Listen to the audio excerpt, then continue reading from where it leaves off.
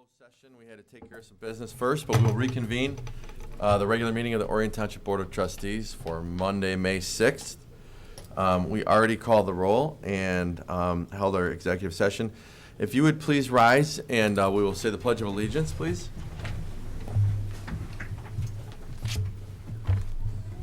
I pledge allegiance to the flag of the United States of America and to the republic for which it stands, one nation, under God, indivisible, with liberty and justice for all. You may be seated. Okay, welcome everyone. We like to start our meetings with good news, and today is no different. So, bittersweet front of the meeting. When I tell you to push the arrow, we push this arrow. I will try. I'm gonna actually push the space bar. Okay. Okay, just push the space bar. Okay. So, we are, where were you in September 2000? What, you guys remember? You got that in your mind? Yeah. Where were you, Mike? Working? September 22nd, I believe. Hold on, let me check. I don't want to get this wrong. He's very pregnant. Let's see here. I got to tell you the right date here. Yes. April, I was in Hawaii. Totally wrong. September 7th. September 7th, 2000 was Sherry Bauer's first day of work at Orion Township Hall.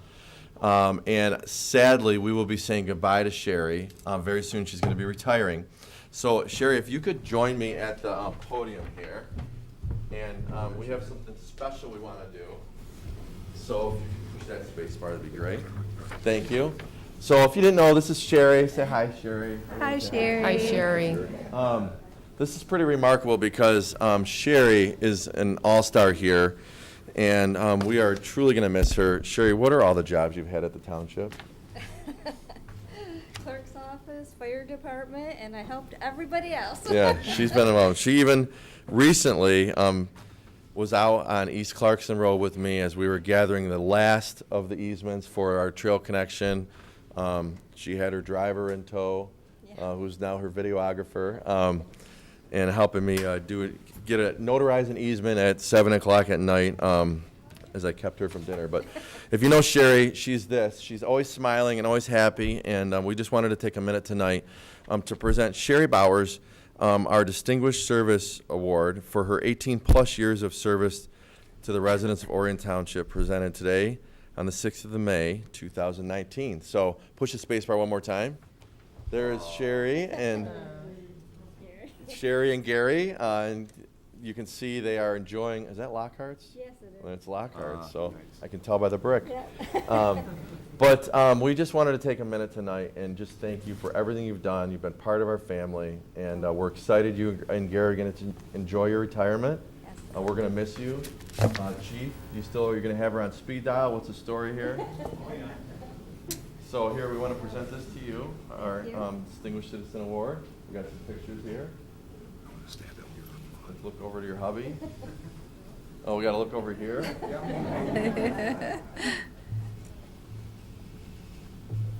Thank you so much. You want to say anything?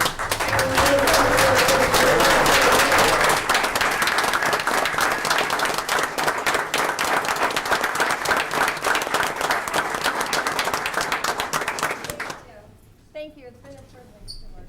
I really love this community.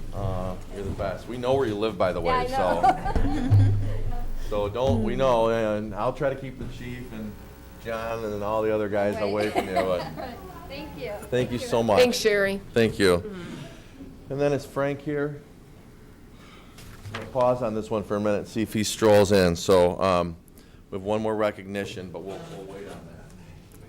What's that? Oh, okay. He was here. While we're waiting for Frank, because this is kind of cool, I want to show you. You may have seen this, but this is this is two things. It's a testament to our amazing TV studio, but there's a really cool project that we're working on, and I just want to let you watch this and just show you a little bit about it real quick.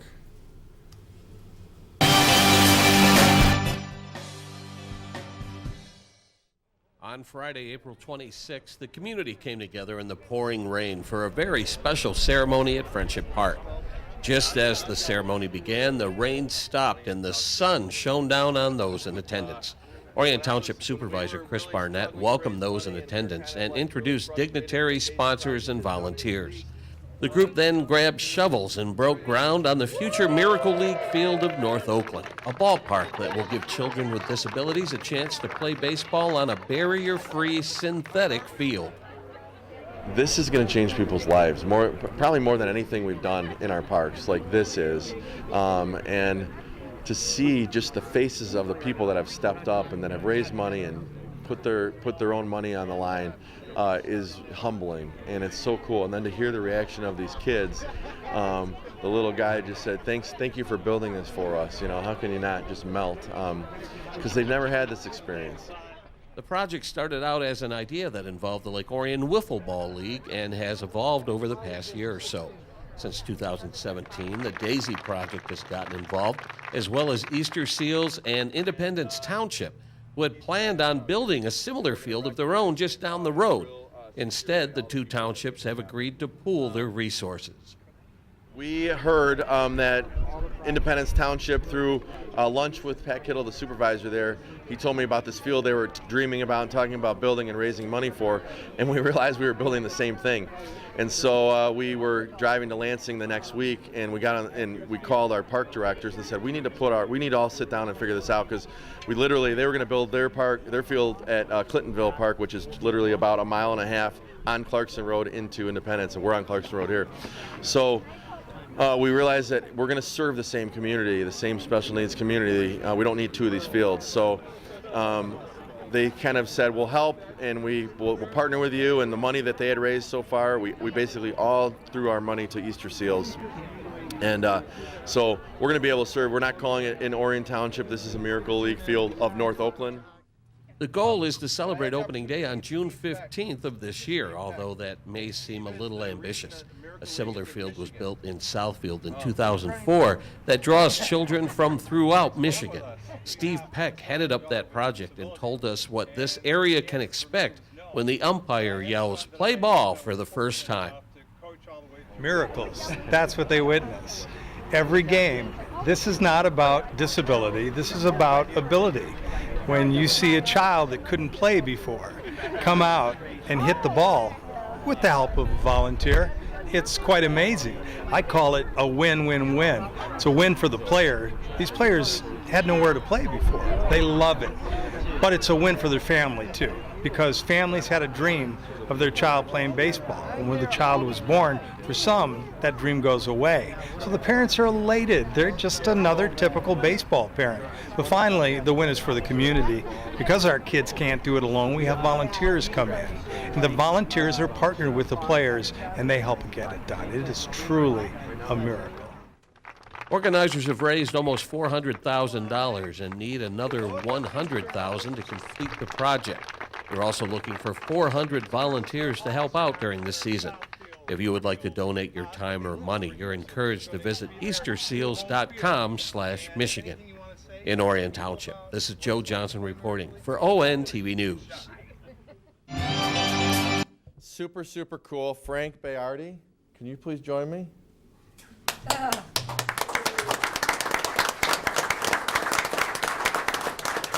You know why you're here tonight? I think now I do. So you heard we're trying to get another 100,000, and I figured if I had him on live TV, I'm kidding. No, Frank, if you don't know Frank, Frank is the owner of Superior Excavating, and he's done a lot of work in the township, for the township and for developers in the township. And one of the big needs we had was a site developer. Cunningham Limp is overseeing the whole project, pro bono. And so we started knocking on doors and talking to friends, and Jim Stevens called Frank, and Frank jumped at the idea. And so he is putting his time and talents on the line at a very busy time in the construction season when everything's really cutting loose, and this is when these guys make their living to really help us build our field. So because of that, we wanted to recognize him tonight, maybe embarrass him a little bit, but let him know that the Charter Township of Orion gratefully expresses its appreciation to Frank Bayardi of Superior Excavating for for his contribution of time and talents to the Miracle League of North Oakland and the residents of Orion Township.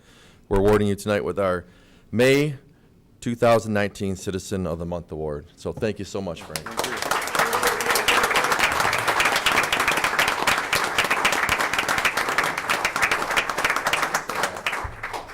So the cool thing about this is amazing. This is not why we did this, because did you know why you were coming here? No. Good.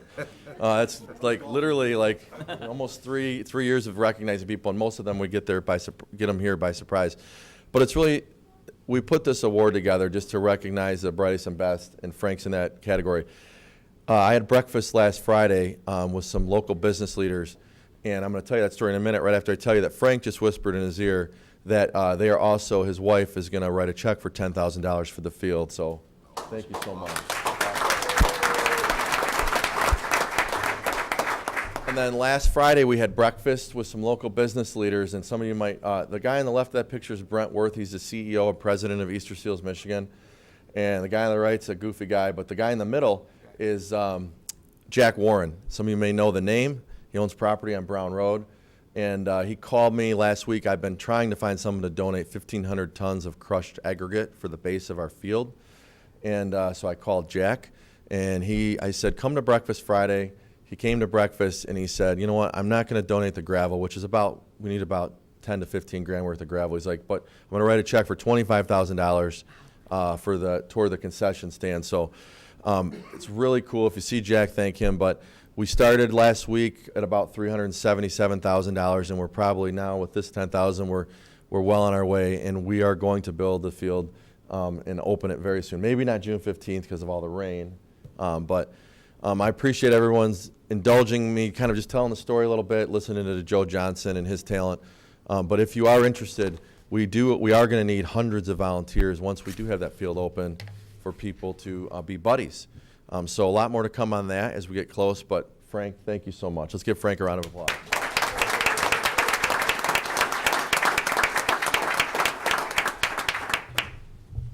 Okay. That's as fun as a meeting's going to get, folks. Sorry, Dan. Is Dan here? No. We will recognize, we do want to recognize that oh, sorry. Sorry, I take that back. That's very disrespectful. We had a couple employees. We had an employee and our treasurer at class last week, and they both received high honors at the Michigan Municipal Treasurers Institute, which does sound like a ball of fun. But we want to say congratulations to Donnie Steele and Shannon Grease for both of their continuing education. And did you both get the same thing? Yes, yes. Explain what that is. It is Basic 3. Basic 3. It's 3 years of 100 hours of training of everything that you need to know, plus for the treasurer's position and anybody that works in that department. So after 3 years, we have received our accreditation, so we're excited about that. Very cool. Congratulations to Shannon and Donnie. And then before we get to the rest of the meeting, we do want to recognize that May 12th to 18th is Police Week. I won't read the entire proclamation. It's available on our website if you're interested. But we're calling on citizens to recognize and observe May 12th to 18th as Police Week, commemorating law enforcement officers past and present.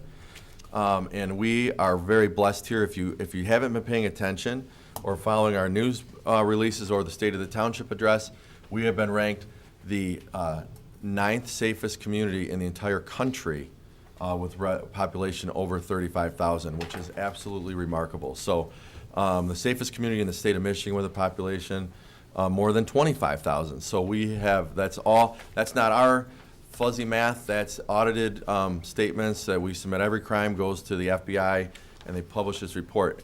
So the data, that's from 2017 and 2018, our crime stats actually went down. So we will anticipate being on that same list again next year. So this was something we did want to mention. Lieutenant Toth, if he was here, would want to mention that last week at the Healthy Body, Healthy Mind Expo, and in our lobby anytime, you can drop off your unused prescription drugs that are expired or no longer in use to keep them out of the hands of the people that don't need them. And I can't remember the number, but they collected hundreds of pounds of prescription drugs at our recent events. So with that, I will bring it back to item number 7, which we have 2 public hearings tonight. These are both on special assessment districts. The first one is on Sunset Hills, private road maintenance, SAD number 3. And this is a public hearing on cost. I'm going to turn this over to Clerk Schultz. Thank you, Sherry. Thanks, fire personnel, for being here. But I didn't even give you a chance. Does anybody want to say anything of the fire personnel? Keep up the good work. All right. I would like to say something. Go ahead, Penny.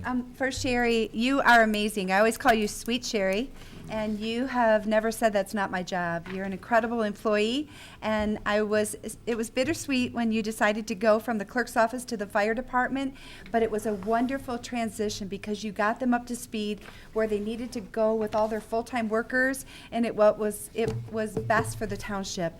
And we did miss you, but it was wonderful to see you shine too. So stop back in. We want to see you guys often, and I bless your whole family. It's going to be a great time for you guys. Can I ask Sherry a question? Sure. When I go to renew my burning permit next year, can you give me your cell phone number? Okay. All right, thank you. All right, so Penny, I'm going to turn this over to you, the public hearing for the private road maintenance, SAD 3. Okay, so at 7:30, this meeting was, for public hearing is scheduled, and it's to receive public comment on the cost estimate and work plan for the SAD. Everyone has a copy of the estimate work plan, it's attached. You show the preliminary cost estimate and the work plan for the Special Assessment District Private Road Maintenance SAD number 3. The work plan's included all the way up to 2020. You've got 2021 and 22, all the way up through 2024. You have the work plan summary as well. And then we also received some comments prior to this meeting tonight. And there would be Richard and Denise Winter of 686 Pine Tree. They are opposed to this. Ronald Rychowski, Wieczorek of 1283 Heights Road is opposed to this.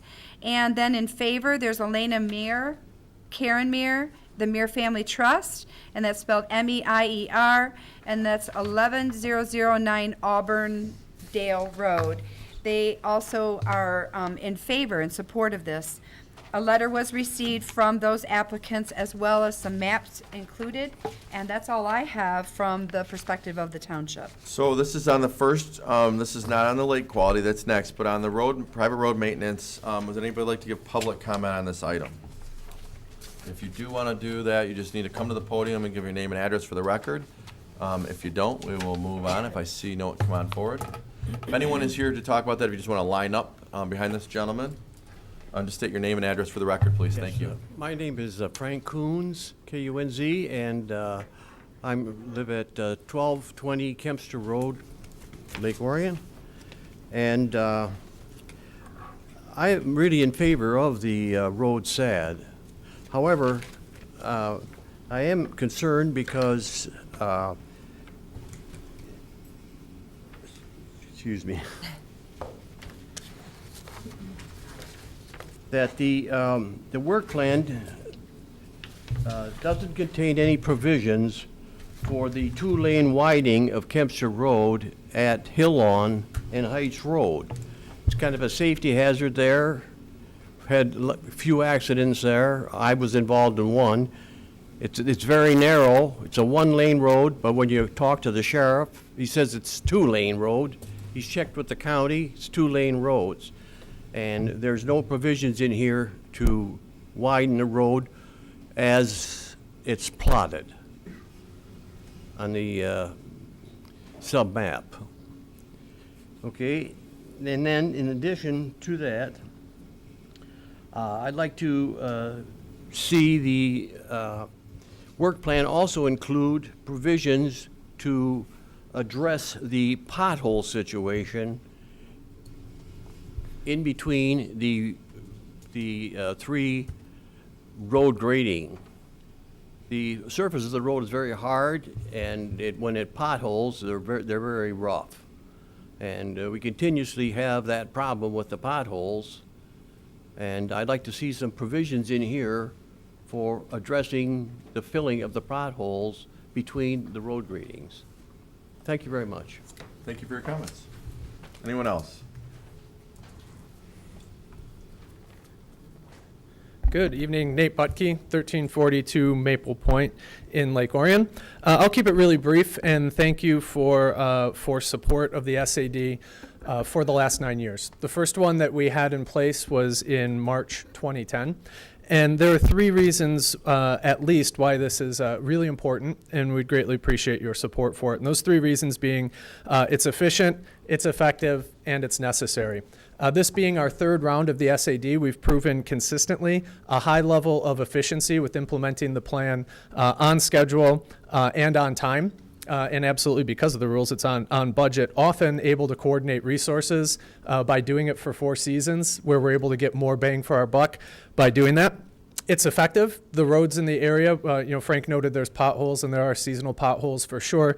If you compare it to what it was before we had the SAD, it's not even a comparison. It's very effective, and not only in the road quality, but as or more importantly, in the winter months where we actually have it plowed and cleared and safe to get in and out of the neighborhood. And finally, because it's necessary. When we had the neighborhood set up before the SAD, there was no mechanism to do any of this work. And absent the SAD, we would be in a neighborhood that has no gravel, no grading, no snow plowing, putting us not only in a very rough shape for the conditions of the road, but also unnecessarily safe. So for that, we'd appreciate your support to allow us to keep operating in a way that is efficient, effective, and needed. Thank you.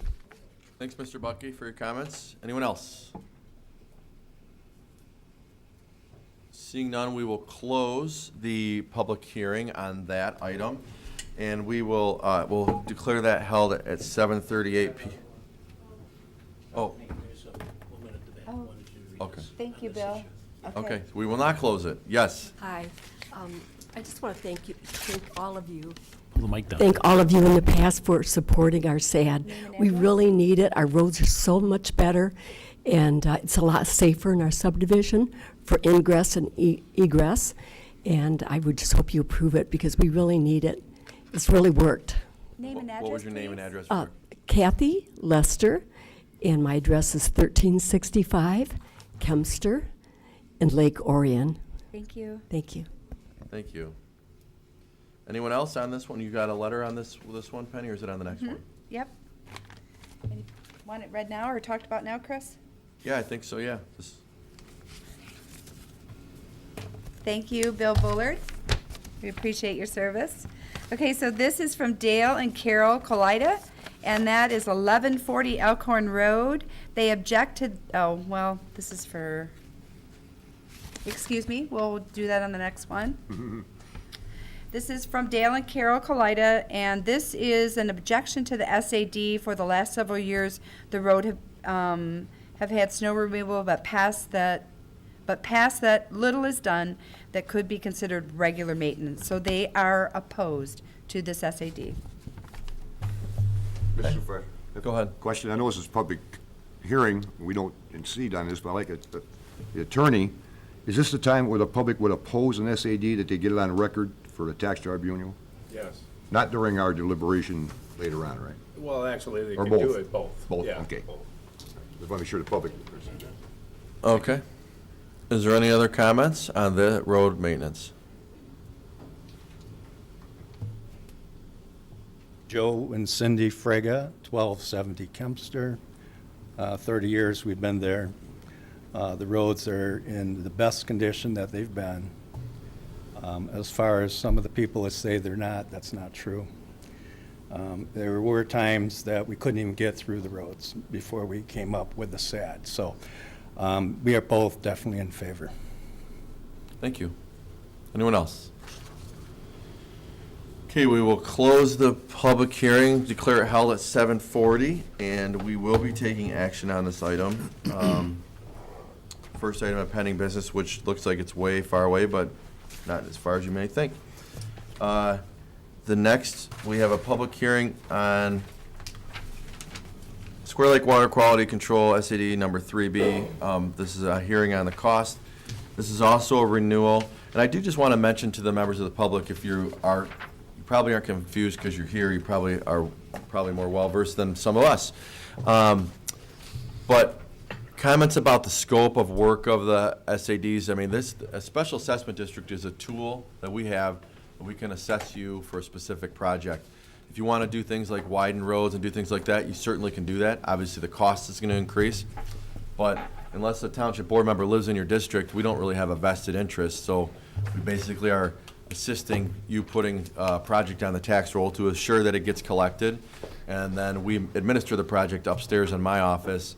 Julie Savard handles this, and we just make sure that the work gets done, and we pay the invoices based on the contractors you choose to hire. So that's how these work. So if you want to change the scope, it's important to talk to Julie in my office to understand who is heading these projects up. And you probably already know that if you're all here, to make sure you get with them. And in future years, you absolutely can do that. But that's not really anything that the board weighs on. We're essentially just looking at what has been presented and proposed. And generally, we try to agree with what the majority of the residents in the area want. So with that, I'll open up the public hearing on the Square Lake Water Quality Control SAD number 3B. And Penny, since I'm going, I'll just finish. A public hearing was scheduled tonight. It's 7:42 for the number 1. This cover memo is incorrect. It's actually for the Square Lake water quality, and that is the correct map and the correct supporting documents. Would anyone like to give public comment on this proposed special assessment district?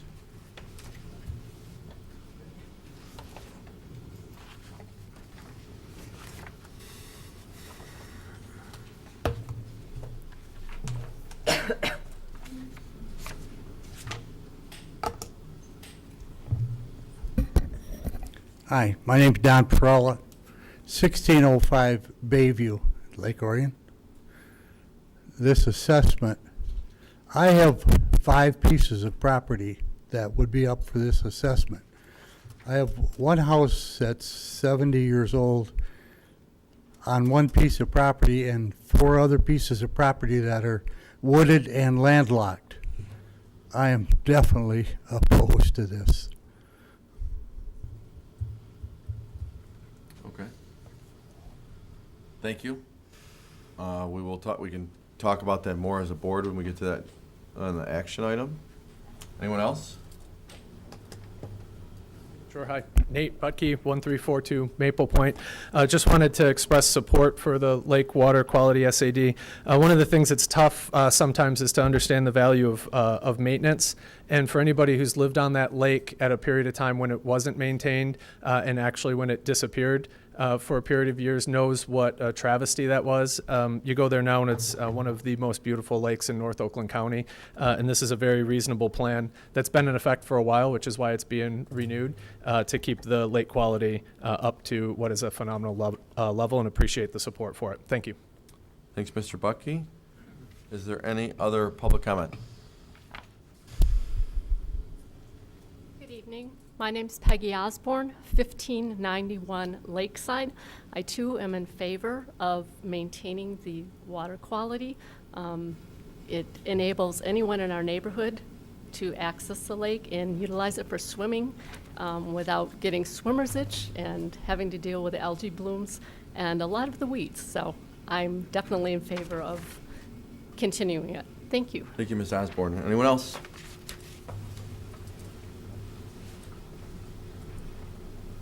Hello, excuse me. I'm Dave Berlin at 1280 Aaron Way. I'm in favor of the SAD. If anyone knows how we have these different weeds that are coming in from different lakes, my folks lived on Indianwood. They had a problem with the weeds. We just can't let the milfoil weed, which seems to be the most aggressive one, take over the lake. It's a beautiful lake. Let's not let it revert back to something that we don't want. So thank you very much. Thank you, sir. Good evening. My name is Rick Buckley. I'm at 1533 Pleasant View, and I also have a second home at 490 Pleasant View that's an investment property. I just want to comment that I'm in favor of it, and also if you look back when the special assessment district was going around where petitions were being signed at the Pleasant View Park Association homeowners, which is one of the higher density ones, we pretty much had a 73% approval for the special assessment district, so that for the most part, our neighborhood and our Pleasant View Park neighborhood subdivision, most of the residents are in favor of maintaining the water quality on the lake. Thank you. Thank you.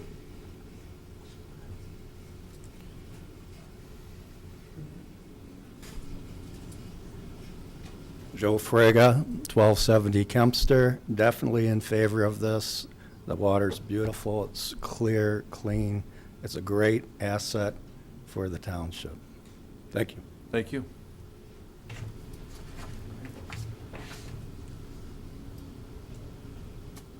My name is Roger Buchis. I live at 696 Lawson.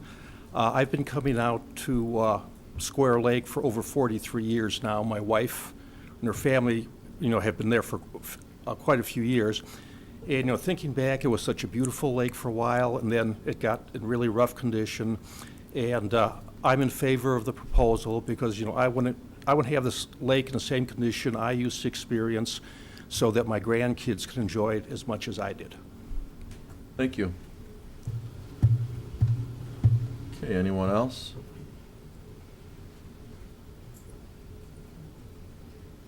I'm Nancy Phillips, and my address is 1692 South Newman.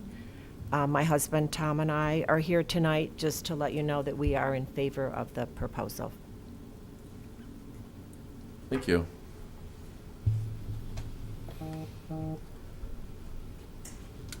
Okay, last call. Did we have any written correspondence, Penny? We do. We have Dale and Carol Colida. They presented their letter to Bill when he brought that envelope up, and they object to the SAD for weed control and pumping of the lake, and they almost have no access to it.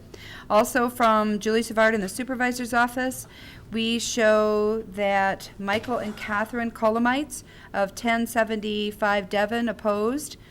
Read all of those who are opposed first and then those that support.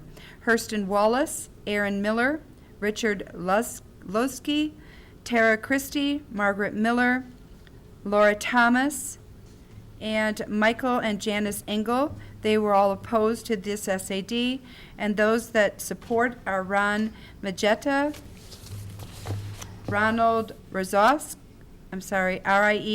Rieczork, and that would be Alan Meyer, Karen Meyer, and the Meyer Family Trust. And we received letters from those people that we mentioned. Okay. Thank you, Penny. See anyone else? Seeing no one come forward, we will close that public hearing. 7:49, declare that held. And we will move on. We'll be taking action, potentially taking action on both these items shortly. But before we do that, we will need to approve our bills. Page 22 up here. Yes, Ms. Steele.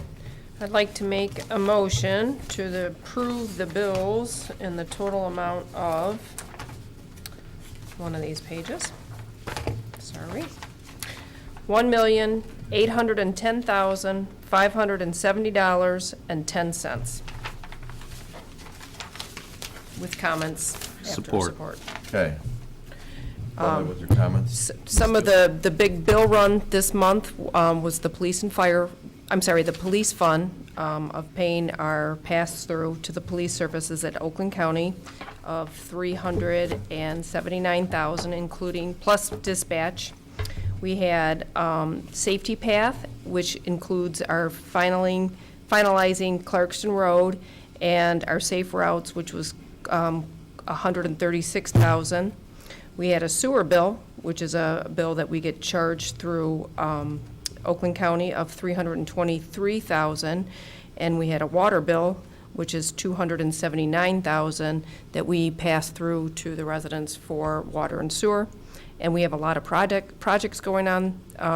We're really busy, including looking at the options of new Township Hall, Indianwood Road, new pathways, DPW garage. So we have a substantial amount, not substantial, but OHM, we have a bill to them to be able to look at all these projects for us carefully. that's my comment. Thank you. Any other comments from the board? Seeing none. Public comment? Roll call on the bills, please. Dalrymple. Yes. Flood. Yes. Stimo. Yes. Barnett. Yes. Schultz, yes. Steele. Yes. Bernie. Yes. Okay, the bills are paid. Next item is brief public comment. This is an opportunity to address the board on non-agenda items. If you're here about something on the agenda, we'll give you a chance when those items come up, but if it's not on the agenda, you want to address it, please do that and keep your comments to 3 minutes or less, please. Hi, Dave Goodlow, building official. This is Builder Safety Month, the month of May. Week 1 is preparing for disasters. Week 2 is ensuring a safer future. Week 3 is securing clean, abundant water. Week 4 is construction professionals and homeowners partner in safety. And week 5, innovations in building safety.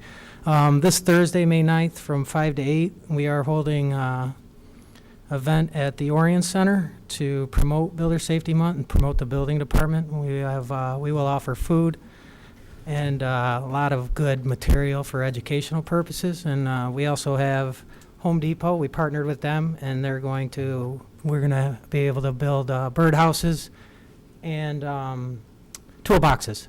So it's a good thing maybe before Mother's Day for people to come out and check it out. We look forward to seeing people there. Thank you. Very cool, thank you. Anyone else, public comment?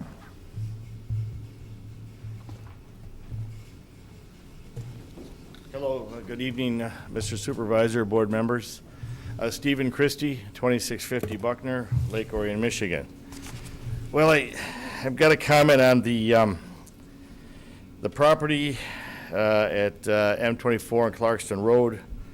The new building that was Christie's Bar and Grill and is now part of Skalnick Ford. That's lot 156, and it's granted an easement from lot 157. And this has gone on. Maybe the intention was that we always thought it would be a restaurant, so we didn't, prepare enough for a rainy day that the easement would become a problem. And we asked the board to just enforce the site plan, that the easement remains part of both lots, that it's not used for parking, especially 24-hour-a-day parking by the owners of the lot 156. And also, the property is frequently cut across by cars coming from the original Skalnick Ford dealership. We are preparing to sell lot 157, which I guess at this stage of our lives is a good thing to do. So the easement needs to be clear to the potential buyers of the lot. An easement is something that sometimes might dissuade a sale, especially if the site plan is not being enforced. The parking lot itself on the west end makes the easement ambiguous. I think that's a big part of the problem, because you have the paperwork on file, and it clearly the west end of the former Christie's Bar and Grill parking lot is on the easement, but cars are also being parked on 157. So I know this has been a kind of a long, drawn-out battle, and I deeply appreciate, on behalf of us, the owners of Lot 157, that the approved site plan from September of 2017 be enforced, and it's clear to future ownership what the border is, what the easement is, and how it can be shared. It was also pointed out to me from a member of a road commission that they would never allow another driveway on Lot 157 to be towards the west because of M24. So he said it's too close to M24 for a second driveway. So that easement, that driveway is going to be the only access as far as its site plan is concerned for these two lots. So it'd be nice if it had creative control, if it was green belted and it looked beautiful and everything was developed in the future. We personally support the Skelnick Ford. In fact, I'm close friends with the family and I buy my cars there. I just want a clear enforcement of the site plan and a clear future for Lot 157 and the continued construction or the current construction by Skelnick Ford on Lot 156. Thank you very, very much, and I appreciate all your hard work and service. You have a good evening. Thank you for your comments. Thank you. Anyone else like to address the board? We will close public comment. We'll give you a chance later in the meeting and at the individual agenda items if you have comments for us. We'll go to approving tonight's consent agenda. I'm sorry, approving the regular agenda first. I know there are a few changes, right? Penny, you wanted to? So under consent, we have a memo, which is going to be added for item number 11V.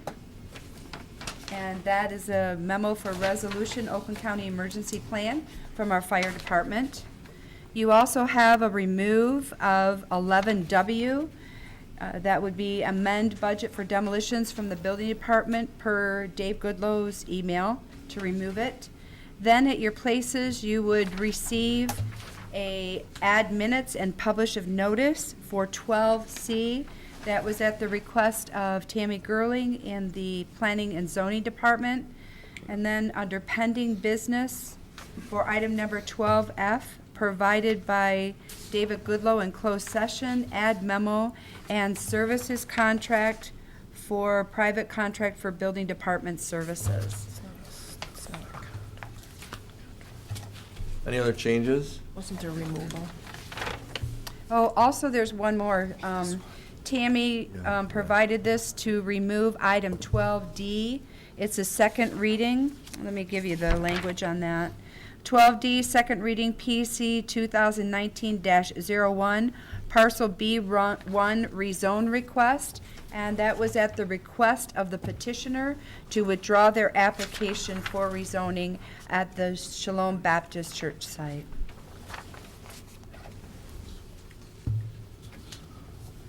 Okay, any comments or any other proposed changes from the board, John? I had a question on that. You said one of the memos we got was from Tammy, and I thought. It was minutes for item 12C, I thought. Yes, yep.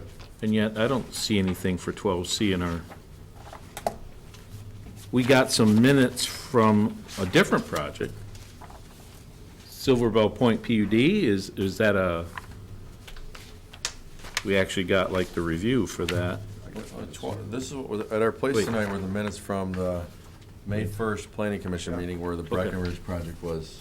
All right, so it wasn't That might this be then. just for information from Okay. some, it might have got in your pile. All right, so it's in this. That's it, yep. All right. Go like 3-4 pages back. Public hearing, both public hearing and the regular meeting, right? Yeah, all right, That might have got attached to it mistakenly, sorry. okay. Any other changes to the proposed agenda or motion to approve as amended? I'll make the motion to approve as amended. Support. Supported by Bernie, all in favor? Aye. Aye. Anyone opposed? Tonight's consent agenda, we will be voting on all these items as soon as my screen wakes up at the same time. So if you're here to address the board on any of these items, it'd be a good time to start moving forward. Tonight's consent agenda consists of the following items: approving 2 sets of minutes, updating our FOIA policy, our participation in the West Nile Virus Prevention Program, free mosquito repellent for anyone that's listening, but only those of you that are here. I'm kidding, it's free for everybody. We'll be hiring an office coordinator for the fire department. We'll be hiring a programmer for the Parks and Recreation Department, advertising a part-time position for the clerk in the Planning and Zoning Department, reappointing a cable commissioner, approving an application to sell concessions for Woodside Bible Church outdoor church service, we will be approving a peddler solicitor license for Active Pest Control, accepting 2 donations of easements. One was mentioned earlier when Ms. Bowers was here, the Regis and Backer families. Thank you to them who are helping us get our path built on Clarkson Road. Updating our township organizational chart, purchasing a vehicle for our public services department, receiving and filing our first quarter treasurer's report, 2019 community service agreements for the Orion Area Youth Assistance and the North Oakland Community Coalition, approving a request for streetlight at Walden Road and Orbit Drive, second reading to Ordinance 132 Parks and Recreation, which has to do with our liquor policy, Mill Lake Gardens Private Road Special Assessment District setting a public hearing, Bunny Run, it's a special assessment district time of year, Bunny Run Annex 5 Private Road Maintenance, SAD, approval of our seal coating projects, a resolution for the Oakland County Emergency Operations Plan for the Fire Department, background check policy update, approving an easement for Georgia Investors LLC. And that is tonight's consent agenda. It's a full one. Is there a motion to approve it? I move to approve the consent agenda as presented. Support. Okay. Discussion from the board on any of these items. Donnie? I'd like to point out K and L, which are easements for the Clarkston Road Safety Path Project. And Chris, thank you for going out and knocking on all those doors and accomplishing that hard goal. That's it. I'm That's going the to last one. relinquish Thank you. my easement chasing duties back to OHM. Deputy Supervisor Jeff Stout, who's at his head trying to hide. It's hard. But we are really grateful for the people. We've been working on that for over a year, and those are the last 2. Any other comments from the board? As the residents come to Township Hall, get your free mosquito and bug repellent from the county. We buy it from them, and that's the best stuff in the world. I prove it every week on the golf course. Works great. Another shout out to Jeff Stout, who's our Public Services Director, as well as our Deputy Supervisor, who spearheads that and makes sure we get that program or participants every year, because not every community in the county is. We like free stuff, and we like to pass it on to our residents. And there's the dunks are really cool too, because a lot of you have water. The dunks, you throw them in the water, and it kills the larvae in the water, and it's safe to swim. That's what they say. Don't take my word, but those are free upstairs as well. It's not just the spray. I think we might have them in our fire departments too. Do you guys have them in the fire stations? So swing by and grab that stuff. Any public comment? Is Kate or Chelsea here tonight? Is this Kate? Okay. Kate is the, assuming this vote goes favorable, she will be our new office coordinator in our fire department. We just said goodbye to Sherry. We officially say goodbye Wednesday. And Chelsea is here? No. Okay, so that's Kate. I want to just recognize her. Thank you for being here. Is there any other comments from the board? I already said that. Any public comment on any of these items? Did you have your hand up? I do, sorry. Go ahead, Julie. For the solicitor license, is there a time frame that they can be out? I noticed in some of the applications, their hours, they listed like 9 to 10, 8 to 10, 9 to 9. Is there an official time? Penny? I think it's dusk. I'm not entirely sure, though, sorry. There's an official time in the ordinance. I actually think it is dusk, to be honest with you, from memory. It's in the ordinance, But now that we're talking about it and we have a good turnout tonight, which we don't always have, if someone wants to solicit you for anything at your home, they have to have a permit from the township. So you can very friendly ask them for their picture ID on a township lanyard. It'll have our logo on it. Does it have our logo? It does have the logo and it has my signature. And to answer the question, it says that no peddler solicitor shall call in any residents in the Charter Township of Orion before 11 a.m., nor after a half hour before sunset, nor on Sundays nor legal holidays, except upon the specific request of the resident. So if anyone's operating outside of those hours, or if they don't have an identification that's signed by the clerk, they are not allowed to solicit you for window sales or gutter cleaning or anything. So that's a safeguard that we have in place, and you can simply call the non-emergency police number, and we get those calls all the time, and we generally are able to friendly escort those people out of our community. Tell them there's a process for them to bug you for their business. They have to go through this process, and there's some background checks involved. So that's what we do to help keep our community safe. But if they have that lanyard, they are allowed to be there, assuming they're within those hours that Penny just read off. So, good question, Julia. Good little time for a PSA. Are there any public comments from anyone here about any of those items? Because we're going to vote on all those at the same time. Seeing no one come forward, we'll entertain a roll call vote. Please, Clerk Schultz. Steele? Yes. Bernie? Yes. Dalrymple? Yes. Flood? Yes. Stimo? Yes. Barnett? Yes. Schultz, yes. Congratulations, welcome to the team. And thank you, that completes the consent agenda. Did you want to say anything? No. Okay, all right, I won't put you on the spot, I just didn't know. Sometimes I want to pass that by. All right, now we're going to fast forward all the way to page 400. That's not a joke. 400 up here in our board book to the first item on tonight's pending business, and that's item 12A, Sunset Hills and Sunset Hills number 1, private road maintenance, SAD number 3. We did have a public hearing on this item, and now we bring it back to the board for consideration. So I will turn this over to Clerk Schultz. So the SSH and SSH number 1, private road maintenance agreement, SAD, we're going to take action. The public hearing was held on the cost estimate and the work plan tonight, May 6, 2019. After the hearing, the board will make a decision, and they have options that have been outlined to you. Julie Savard, the administrative assistant in the supervisor's office, has carefully prepared the resolution entitled SSH and SSH number 1, private road maintenance, SAD number 3 resolution. And it states the parcels that will be involved with this. It also states what the time frame will be to implement the project, and the public hearing was held required by law. There will be periodic redetermination of the cost and improvement. It shall be, if necessary, in the future, without a change in the boundaries in said special assessment district.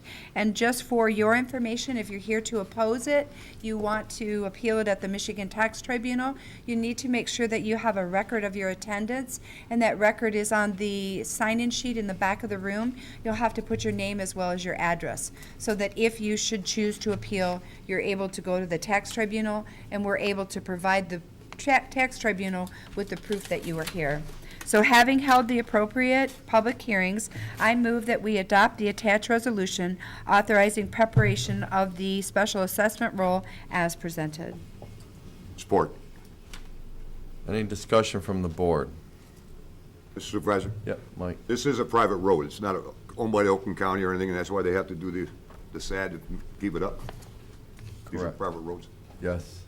Okay, that's my question. All of them are private roads, I believe, right? Somebody lives there? Yeah. Okay, that was my question. Yep, thanks. Donnie? Just a quick comment that the SAD is collected in the winter tax bill. You call it sad because you're collecting people's money? Well, they call it SAD. I just listen to them. Okay. John? There's one more, though. Remember, it comes back again, because now we're actually we're kind of going this preliminary, even though I know it's a renewal, but still consider this step. We're preliminary. There's a work plan. Some people oppose. We can move forward. And I think since we've already doing it, I agree. Seems to be working. Let's not change the maintenance plan for now. Maybe they'll come back and talk about some additional improvements in the future, but let's at least try to keep this going. That's where I'm at, so I'm okay to go with the work plan the way it is and go ahead and set the roll. When we'll have open meetings on when we actually have the tax roll set and what everybody will pay. So. Okay.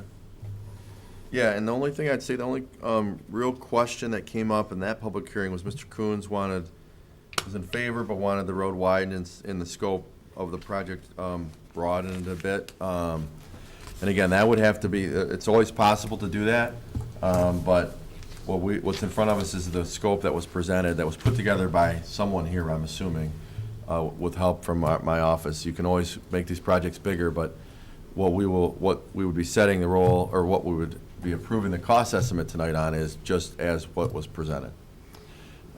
Other than that, I don't think there are any questions, at least none that I could answer. Are there any other board comments? There's a motion to approve in a second. Is there any other new public comments?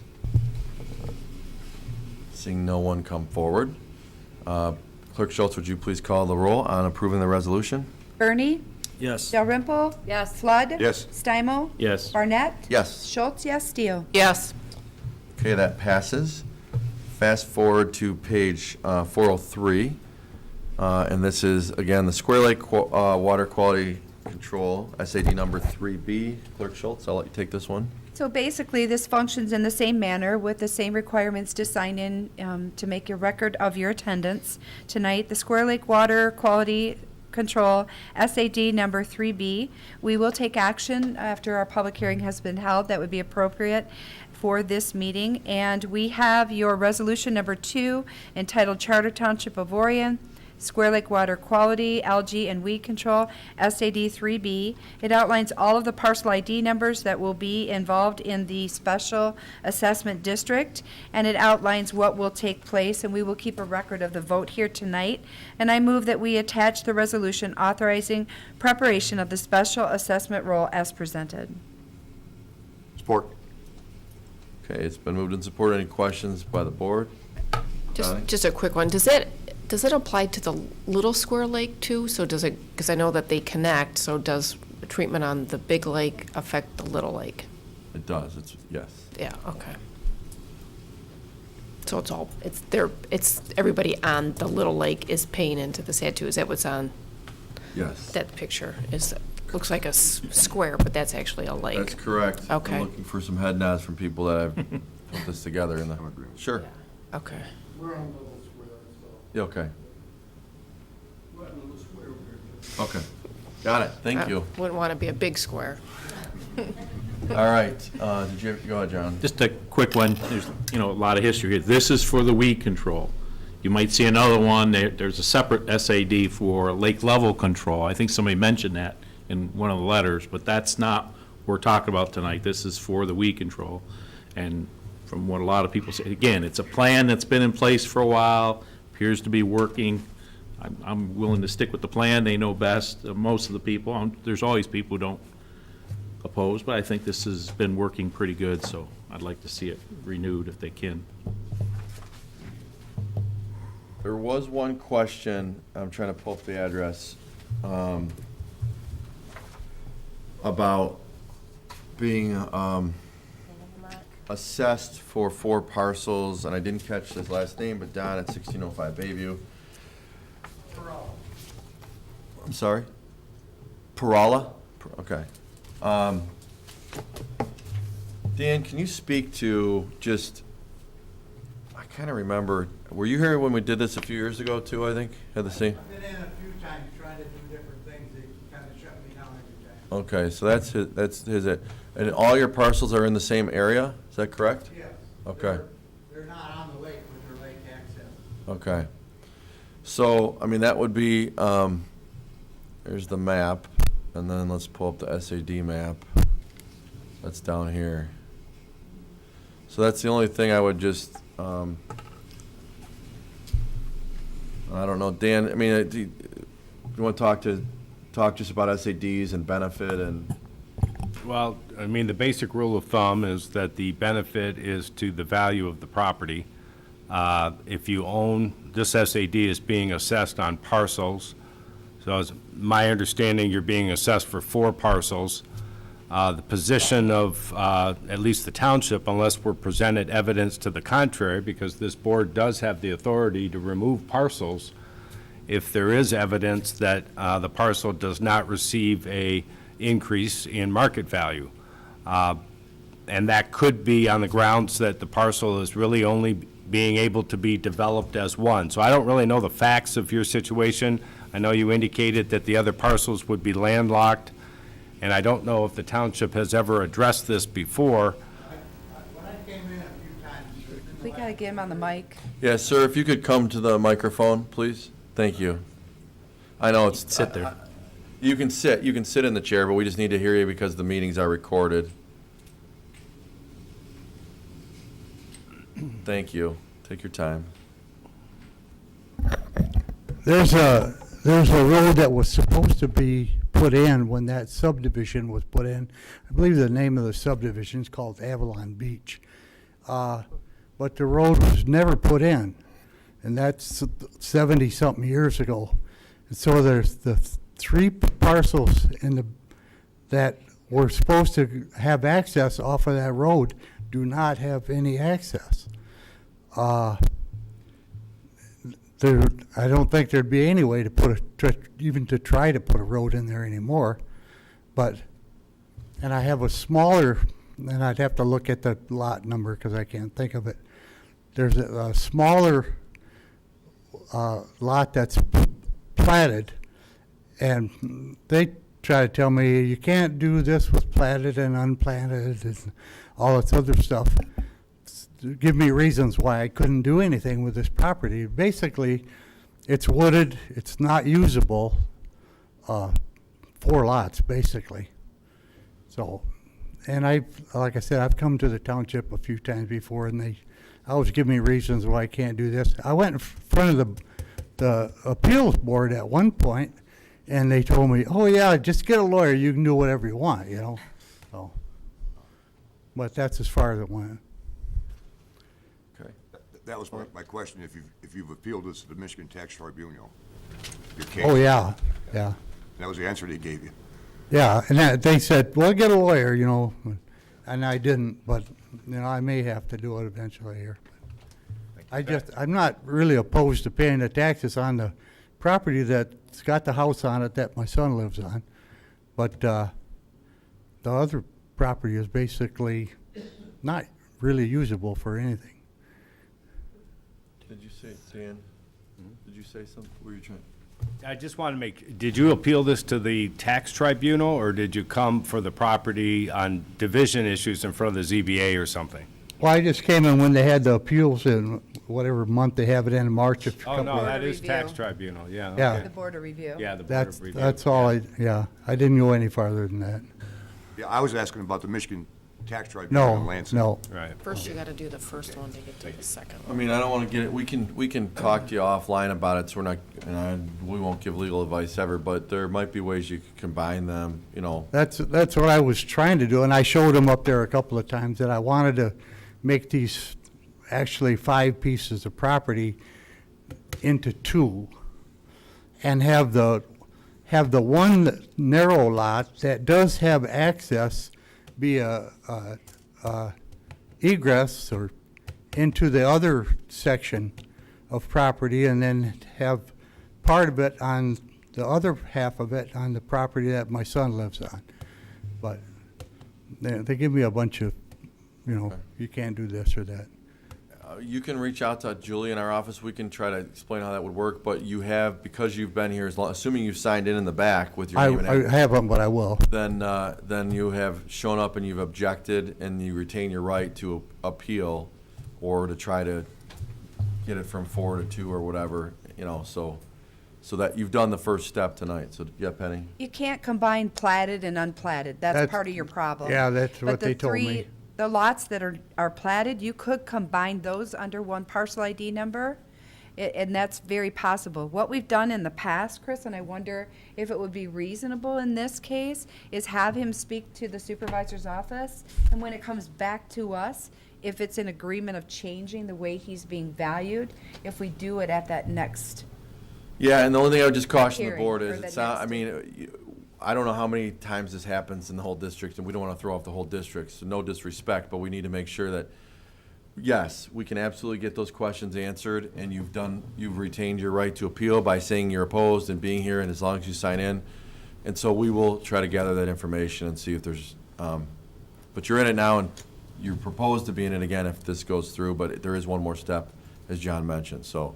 And we can look at that in our office upstairs.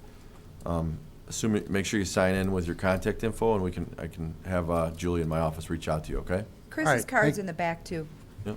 Excuse When me? you sign in, if you'll grab one of his cards as Oh, well, okay, you'll I be will. able to connect with him. Thank you. Thank you, sir. All right, anyone else? Seeing no one, it was moved by Schultz, supported by Flood, to adopt the resolution. Roll call, please. Dalrymple? Yes. Flood? Yes. Stimo? Yes. Barnett? Yes. Schultz, yes. Steele? Yes. Bernie? Yes. Okay, that passes. Thanks, thank you. And that takes us to item 12C, first reading, Breckenridge Townhomes rezone request. So Go ahead. we have a board action of PC 2019-15, Breckenridge Townhome rezone request. A request to rezone the southerly 200 feet, plus or minus, of parcel ID number 0932400055 and the southerly 150 feet of 0932400057 unaddressed parcels from single-family residential to Brown Road Innovation Zone Biz, use groups A, C, and D. The Planning Commission at their May 1st meeting passed a motion to recommend approval of this particular rezoning request. And the process is the Orion Township holds the first reading held tonight, and if the Board of Trustees concurs with the Planning Commission recommendation to approve, then the motion would be that the first reading was held and approved, and we would publish the second reading and possible approval of the Breckenridge Townhome rezone request. I just want to bring your attention to a couple of things. We do have a letter from the Planning Commission. Chris Dave is sticking around, isn't he? Yeah, he is. Okay, I do have questions on an item coming up. Breckenridge rezone request, and that's from our planning. We also have the rezoning application, and we have maps included to provide you with the information of what is being rezoned. I also want to bring your attention that this was properly noticed, and we want to make sure that that's a part of this public record tonight. The Board of Trustees do have the minutes that were provided from the Planning Commission, so that's a part of this record as well. And we did do the research, and there's been a FOIA request, and we've also confirmed that it has been properly noticed. And having done those procedural things, which are very important to the process that we do at the Township Hall, I move to declare that the Orion Township Board of Trustees held and approved the first reading on May 6, 2019 for PC 2019-15 Breckenridge Townhome rezone request, a request to rezone the southerly, give or take 200 feet of parcel ID number 0932400055 and the southerly approximately 150 feet of 0932400057 unaddressed parcels from single-family residential R1, single-family residential 1, R1, to Brown Road Innovation Zone Biz, use groups A, B, C, and D, and direct the clerk to advertise for second reading and possible approval on June 3rd, 2019. I would second the motion if you correct the groups. It's A, C, and D. You said A, B, C. Thank you. Correct. So, A, C, and D. so noted. A, C, and D. Yep. I'll support that motion Thank you. Okay, with a comment. go ahead with your comment, Mr. Flood. Very familiar with this property. For the last 6 years, I've been on the ZBA, and we walk that property every year and do our site work. That's where the cement crusher's at, back there. If you're familiar with what Menards looked like before they built Menards, that back property looks like the lunar landscape. That's what Neil Armstrong looked like when he stepped on the moon. If you've ever been in a gravel pit, those kind of industrial complexes. These two parcels are part of the, recently, we just renewed the Ordinance 99 permits back on ZBA back on April 22nd. And if the board would like me to read, to verify that, I have the official record right here on that, and I'd like to read that in the record.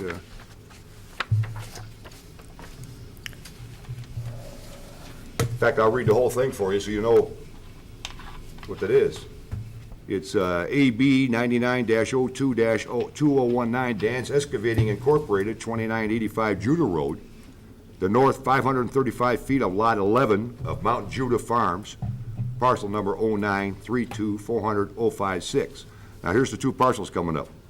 Lot 11, except the north 535 feet of Mount Judah Farms, parcel number 0932400057. Lot 12 in the southerly 588 feet of lots 13 and 14 of Mount Judah Farms, parcel number 0932400055. So those two little orphan parcels right there have been on the permit here for Dan's Excavating, which is the parent property all the way to Judah Road where the current pit is permitted.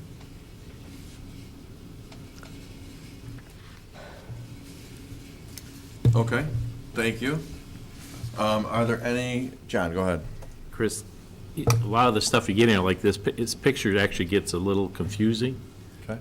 Of what we're talking about right now, because they keep showing the development to the Well, south. I was trying to give it in Go to proximity. 425 in our thing. If everybody goes to 425, you're talking about the properties that we're really talking about, you know. Okay. And what it is that little, whatever you want, polygon, I forget what we call those.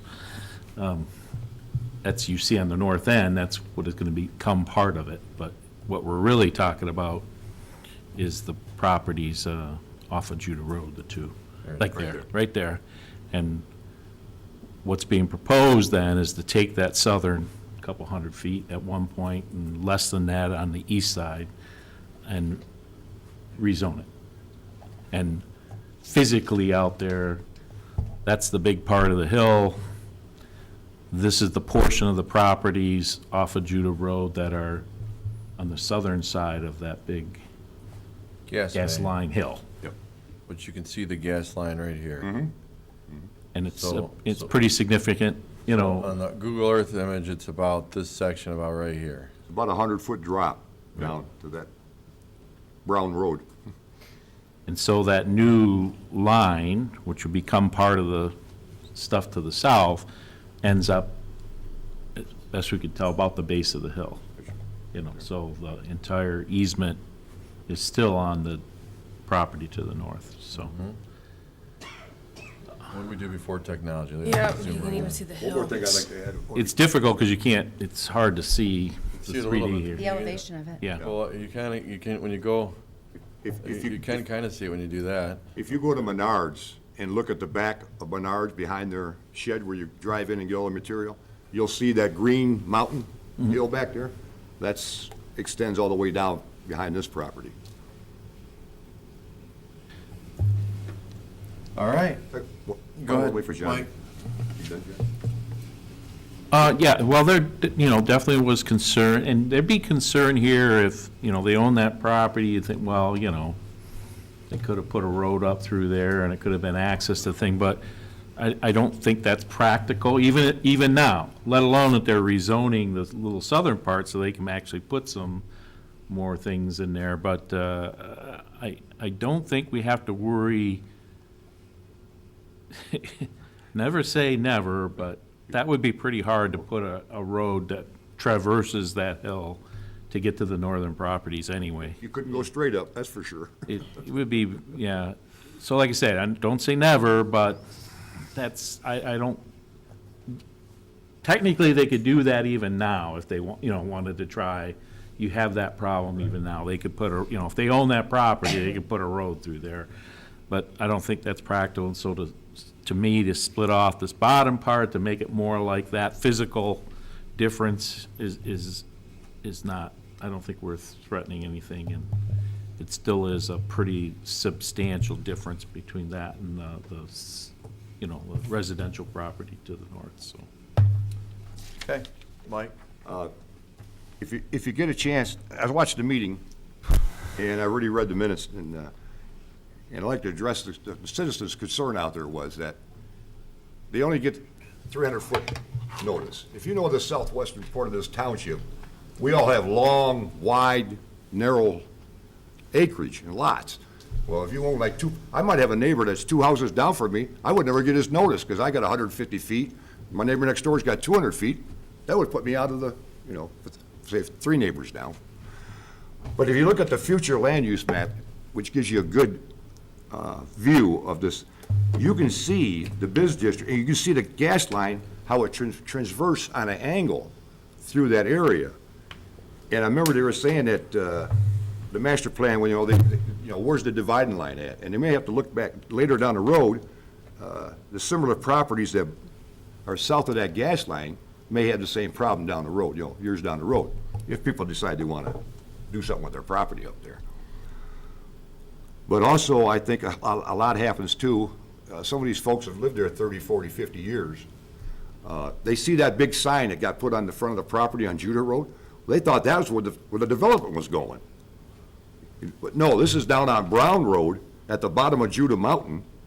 Technically, it's called Mount Judah, but we locals like that, we call it Judah Mountain. And it's about 100 feet down. Thank you, Mike. Donnie? Two quick questions. One, I'm assuming Pulte has bought the parcels, and being that they're going to incorporate the bottom half with the project, what's going to be done with the north half? And my other question is, this isn't part of the CIA district, is it outside that? Yeah, this sliver that is, yeah, and it this is a good way to look at that, this map. So, yeah, everything down here, south of the cursor is in the CIA district, so that would not be. Would not be. I can answer your question on the north property. We just issued a permit for that renewal on that ordinance 99. That's still an active excavation operation up there. That permit has not been closed out. And I appreciate this development as well. So I think it's a great spot for it. Okay. Good evening. Chris Plum, Pulte Homes. We don't own the property, but an option to purchase it, just like 313 Brown Road. So they're all moving concurrently. We'll close on all of them upon all approvals and permits to start development and combine all the parcels. I think there's 9 or 8 parcels involved, the partial parcels, into one singular community in one parcel. Oh, go ahead, Donnie. So you would just use that parcel, but the other half of it, do you have any plans for the other plan if you, not at this time? No. No, we would just do a split, bringing into the Breckenridge development south of the pipeline. Dan's Excavating would retain that for their current operations and their future plans. And they would still own it? Yep. Oh, okay. Yep. And I appreciate all these little lots being put together for one project. That's the purpose of that whole CIA district, so thank you. Yeah, absolutely. I got one last question. Go ahead, Mike. For the attorney. If this board approves the rezoning and everything goes through on, like Pulte's designed to do here, then these are 2 other mining permits we got on the record right now. We got Warrant Trucking and we've got the crusher. So the same process, if this gets developed, would be the same as we did with George's property when Menards, that we follow the same process with the ZBA and Yes. and the Planning Commission and everything? Yes. Okay. They still have to comply with their closure plans, Yep. but my understanding is this portion of the properties was unaffected by the mining. So when the split occurs, my assumption is that these properties will be taken off that permit. Dan's will still be responsible to end up with its closure plan for the current mining operation. Yes.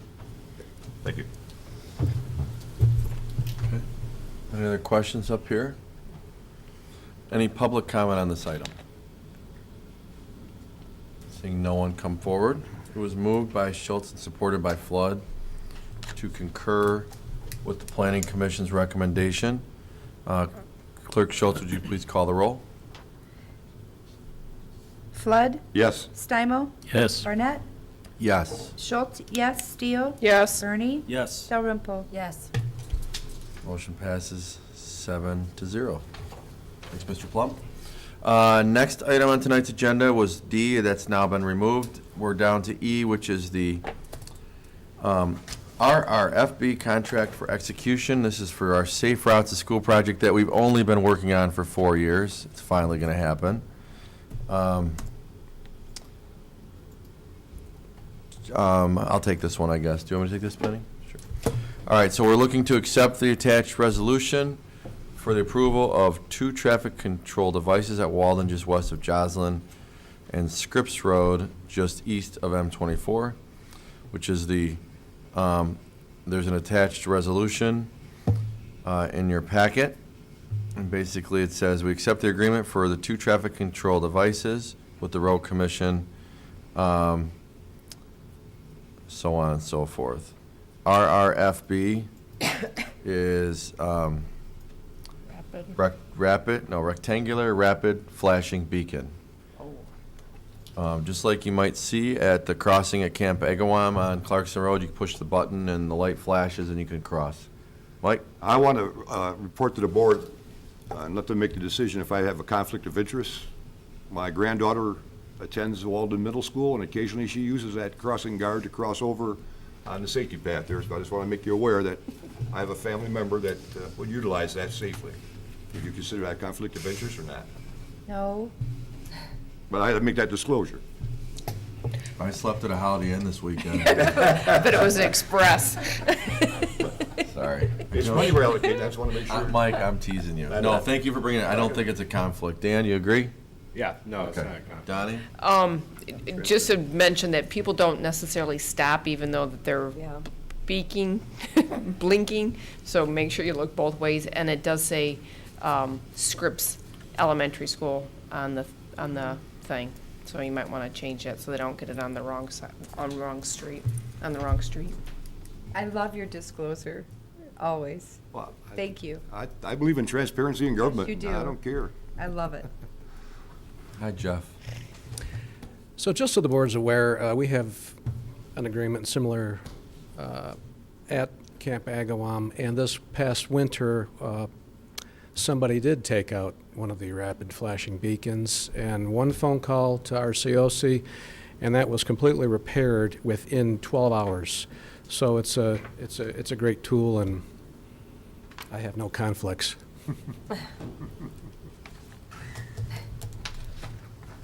Jeff, you'll be able to get an updated resolution to Jill.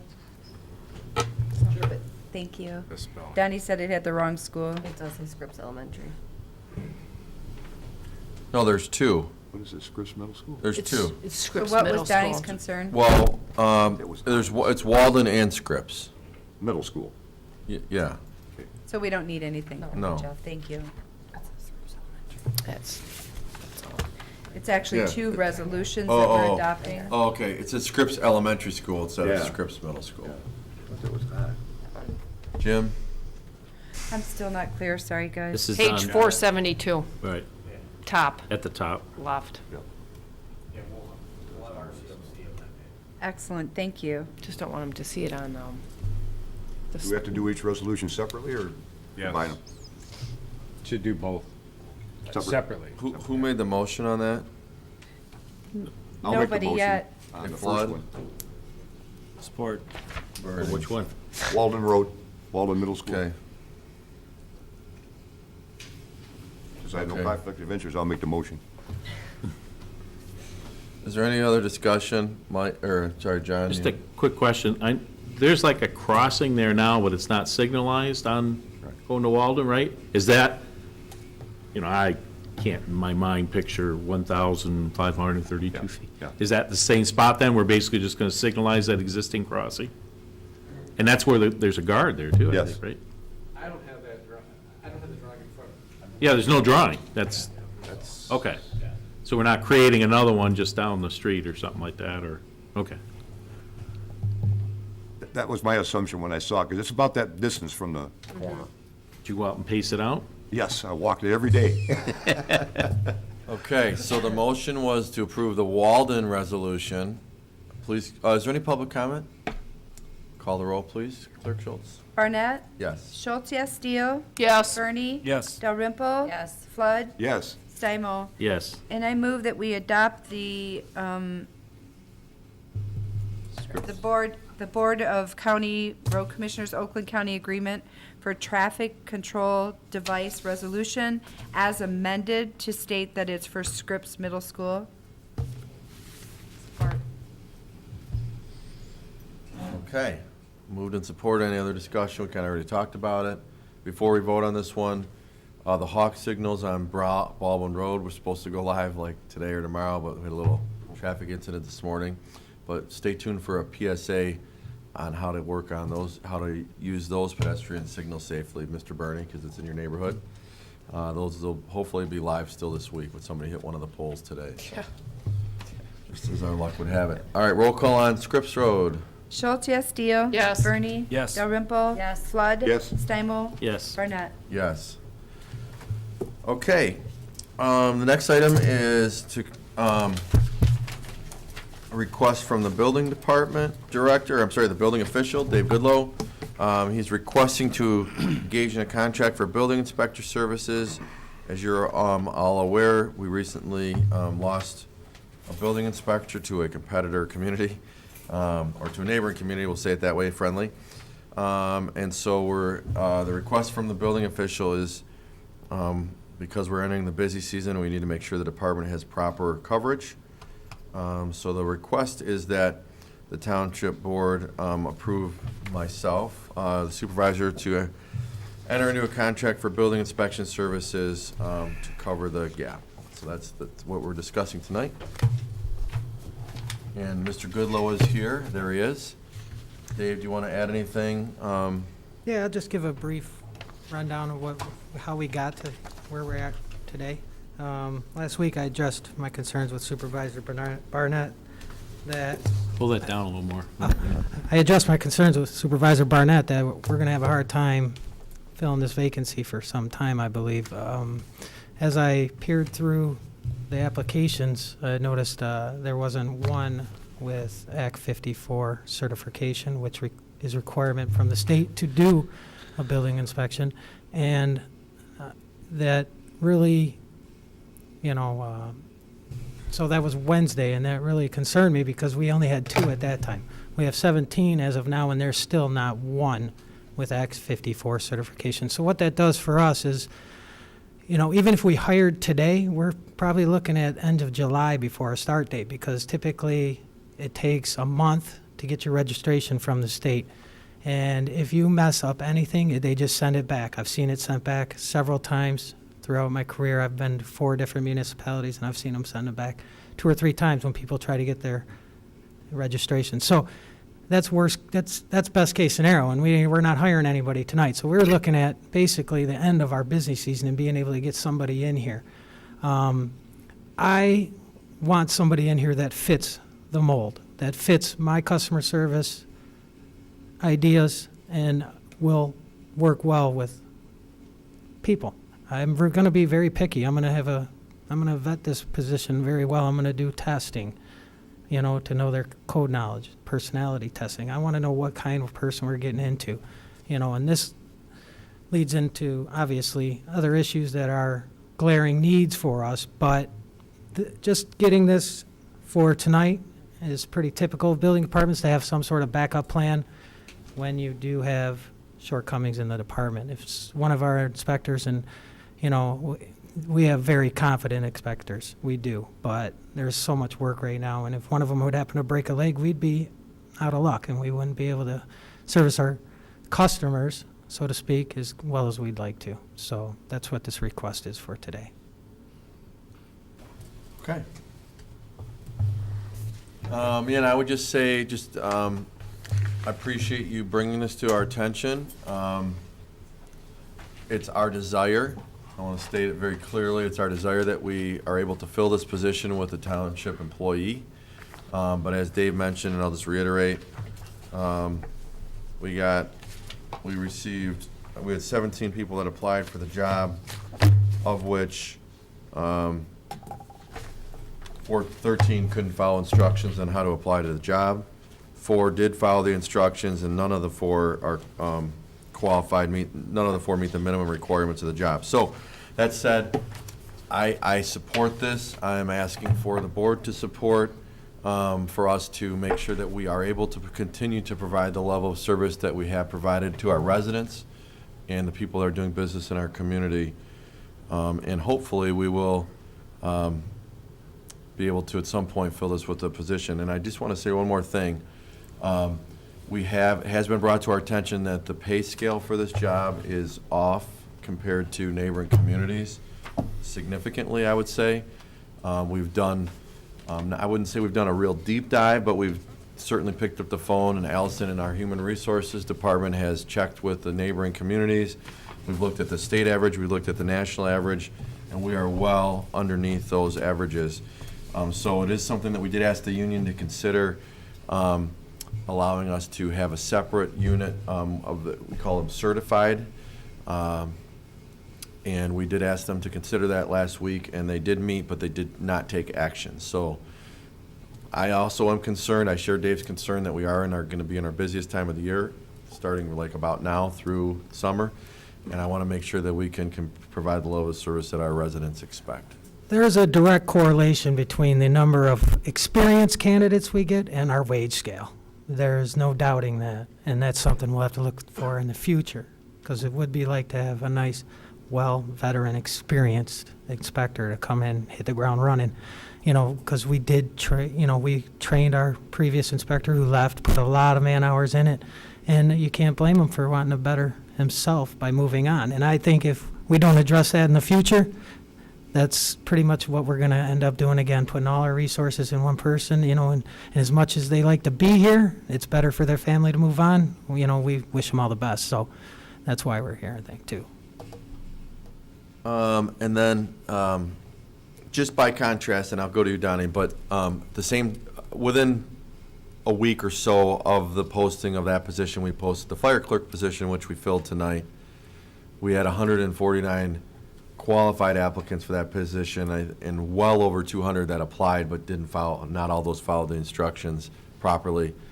So just to give you a contrast, people want to work here. We pay generally competitive, but this is an area that I'm concerned that might be vacant for a while at the current wage rate.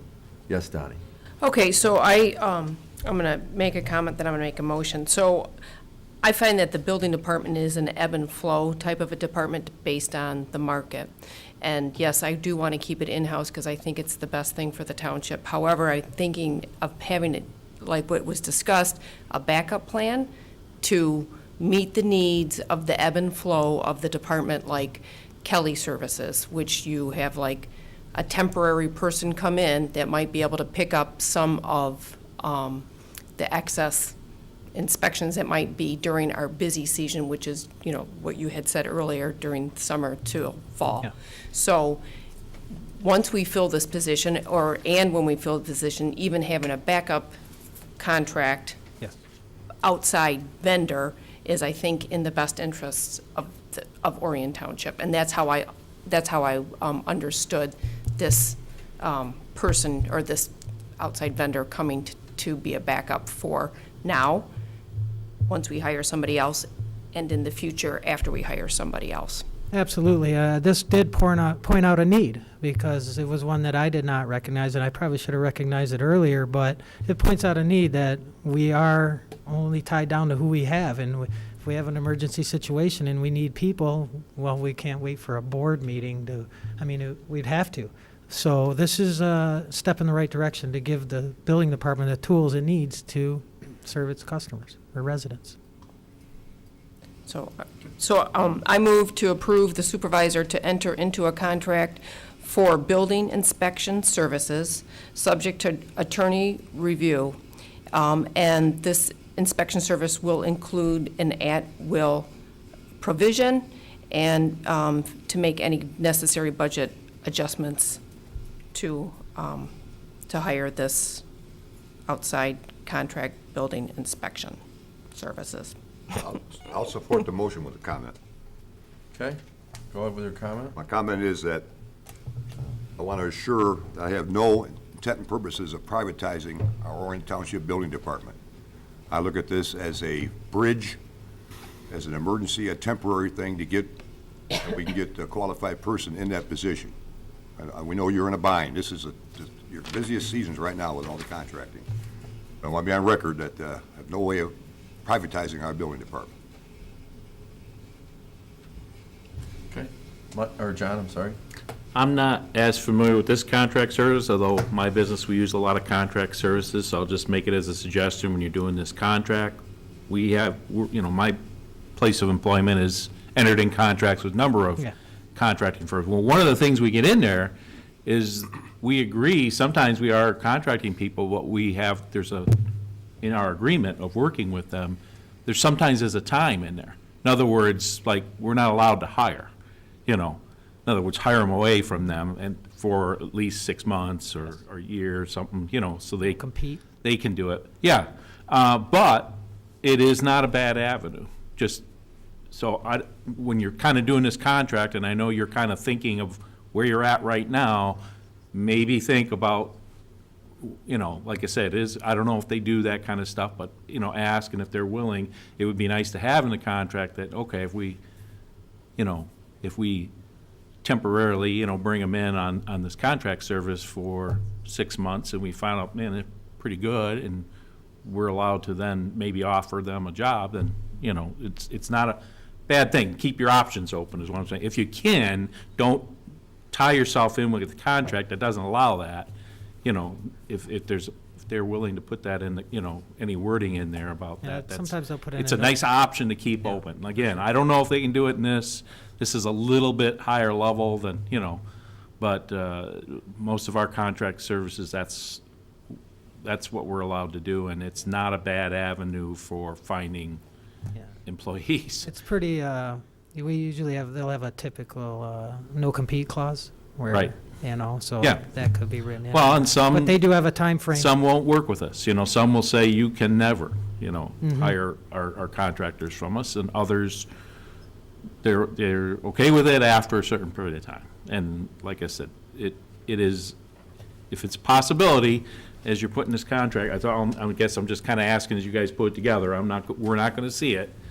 It's nice to see if I'll have something like that, because you never know. Yeah. You may get the guy contracted in, and he's checking all the boxes. Yes. You know, and then you actually have a little history, and that's the nicest part, is, you know, sometimes interviewing people is one thing, but you really find out pretty fast, right? You know. Yeah.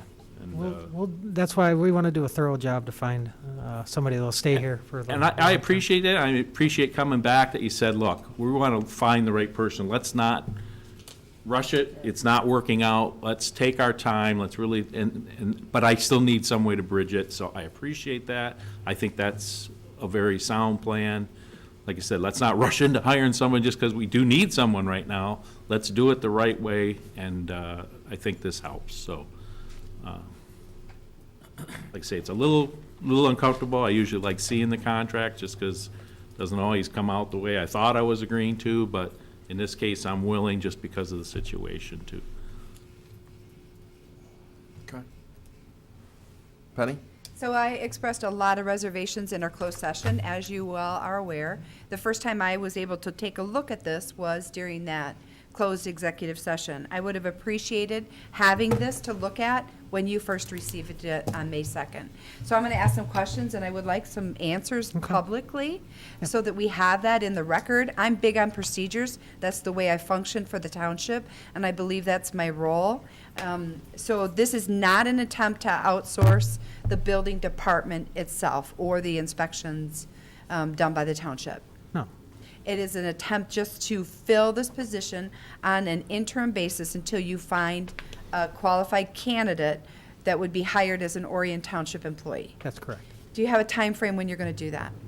No. I mean, hopefully ASAP, but We I would don't love know. to do I it mean, I would love to do it today, but today. I still think we need to address the wage before we even can start that process. Okay. And what does this person look like when they're coming to work? It's same as our policies.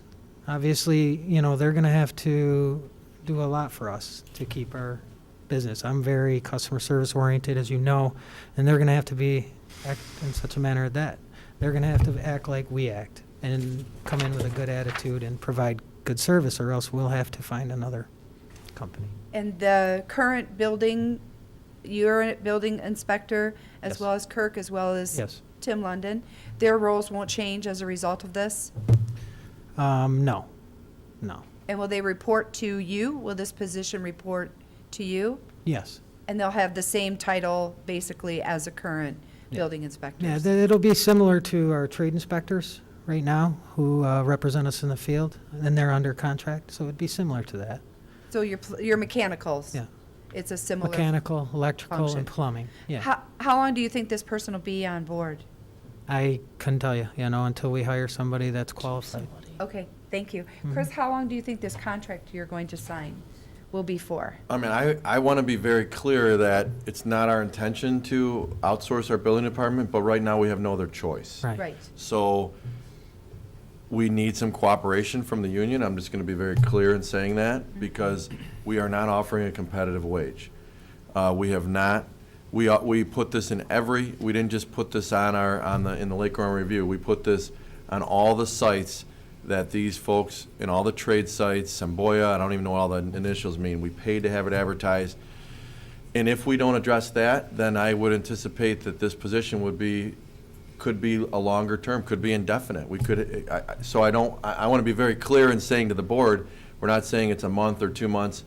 If we're not able to get a qualified candidate, we're going to have to continue with making sure we have someone that's qualified to do the work. So I hear you asking the question about the date. It's a good question, but I don't think anybody can answer that tonight. When do you expect to do a wage study, as that's been one of the motivating factors We- to hire in this company for this position? It was a discussion that we offered that to the union. They did not vote on what was presented to them. So it's essentially, we might just talk about it during contract negotiations. Okay, and that's in October?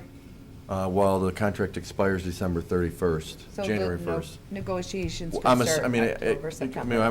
we're ready to, we could start tomorrow. It's up to them to. Okay. Yeah. When do you think we'll see the full contract that's going to be signed with the motion I mean, to include right, the at-will I've provision? asked Dave to get other quotes. Yeah. You know, the one that's in front of us is just an example that they're respected in other communities around us use them. You know, Dave. Yeah, and, you know, it's a negotiation process too, obviously, with I'd really these like this companies. back before the board. We're going to meet again in 14 days, and I don't think it's unreasonable as a board member to see these contracts or the proposals before we vote on them.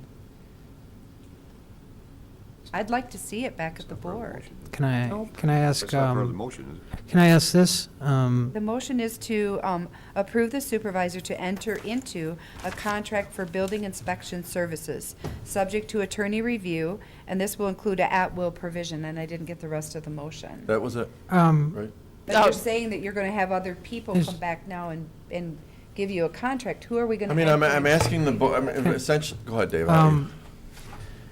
Can I ask you, what's your concerns? Is it the wage? Is it the long term? Because honestly, I would like a longer term contract because we need a backup plan. So I think the contract will be signed for longer term. But I don't have that in front of me, and Well, I'm no, a you board have a member that proposal. has That's to not a vote contract. with an intelligent decision based on the facts, and I don't have the Yeah, facts. but you hired me to do a job, and that's part of my job is facilitating these contracts and making sure it's good for our board. Yes, That's what I'm and then here you for. always bring it back to us.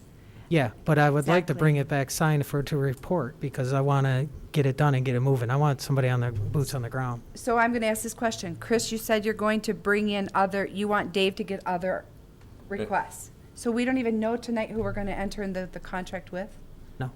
No, we don't. I mean, Dave was he came home from a trade meeting today in Bay City to be here for this meeting tonight, but he talked to someone up there, I believe, right, I today. spoke to several third parties up there that are interested, so yeah. And I will say this very clearly. You know the needs of your department better than anyone else. Exactly. I know my function as an elected official is to review these very carefully and make an informed decision. And I don't have enough information to do that, especially if we're going to bring in other people to bring us proposals. So I'm asking our attorney now, would it be reasonable, have we ever done this before, where we're going to bring a few proposals in, we're going to make our decision, Our and purchasing then we're going policy to allows. authorize the supervisor I- to sign the contract? I guess we're asking for you to have a level of confidence in the building official Yes. and myself, and our attorney is going to review it. We all have the best interest of the Yes. township in mind. And I don't doubt that. Right, so I guess Dave, It's no different than the trade contracts too. I bring the trade contracts to you every year. I negotiate the prices with them. I bring them to you approve. It's the approve. same thing what I'm doing here, basically. Yeah, and I hate to really be a stickler on this, but you just said it. They're You bring it negotiated to and us to signed. approve. The contract's already signed. I bring it to you to Execute to it. receive and file, right? It's an execute. Dan, can I get To your input execute. on this? But Well, anybody else? we have retroactively approved contracts. We've also authorized the supervisor, or in some cases, other people on the board to go forward with the execution and negotiations of contracts. I can't remember off the top of my head, but we just did it actually recently. I recognize that in this case, we're talking really just possibly about a 2-week period. I think the contract should be brought back for the board to look at. I heard loud and clear that the board wants to make sure, not the term of the contract, but the ability to terminate. That's what I'm looking for, so that if we can terminate it in 2 weeks because this board doesn't like it when they review it in 2 weeks, then I think all interests are protected. It would essentially be a 2-week contract. I'm familiar with these type of contracts. I doubt that they have any specific term that we're obligated to take employees for a long period of time. I think they're very flexible in that regard. But we'll have to see until we actually see a contract, because we don't have it. So we can expect a approved contract to come back to the board at the next meeting, outlining what's been approved, and then the board could terminate it if they chose. That's an What I'm option that hearing? we can do, yes. If that's what you're more I hope comfortable so. with, that's not the motion that's on the table, but that is an option. So Donnie, can you state the motion again? I move to approve the supervisor to enter into a contract for building inspector services, which includes an at-will provision, subject to attorney's review, and make any necessary budget adjustments. Thank you. Okay, any other comments from the board? Julia? When the person, if the person were to come in, would they be like ready to go day one? Yes. To help you out here in Orion? Yep. Yeah. And just for reference, I don't think it's been stated, but the one proposal that we do have from a reputable firm that we have good references from, they quoted us an hourly rate of $75 per hour for this service. Just so everyone's aware. And we could negotiate that, we're kind of sharing that publicly, but we haven't agreed to anything, so that would be, I think, what we could safely say to the board, that would be the worst-case scenario. If we're able to get a better price from a reputable firm, then that's what you would anticipate it would be no worse than the $75 per hour rate. I And I will- totally agree with what everyone else has said. At will, that the township can have the authority to end a contract at any time. Frankly, the way a lot of these contracts are drafted, we could say we need somebody for 6 hours this week, we need them for 30 hours next week, we need them for 0 hours a week after. That's the way a lot of these contracts are formed. So to address your concern, we could tell, when we get to that point, we're going to make sure, when you know that you have Dave and myself and our attorney looking after the best interest of the township, that we're protected on the concern that Dave has, but also that we're going to be able to tell this group, we need you for 0 hours for next month.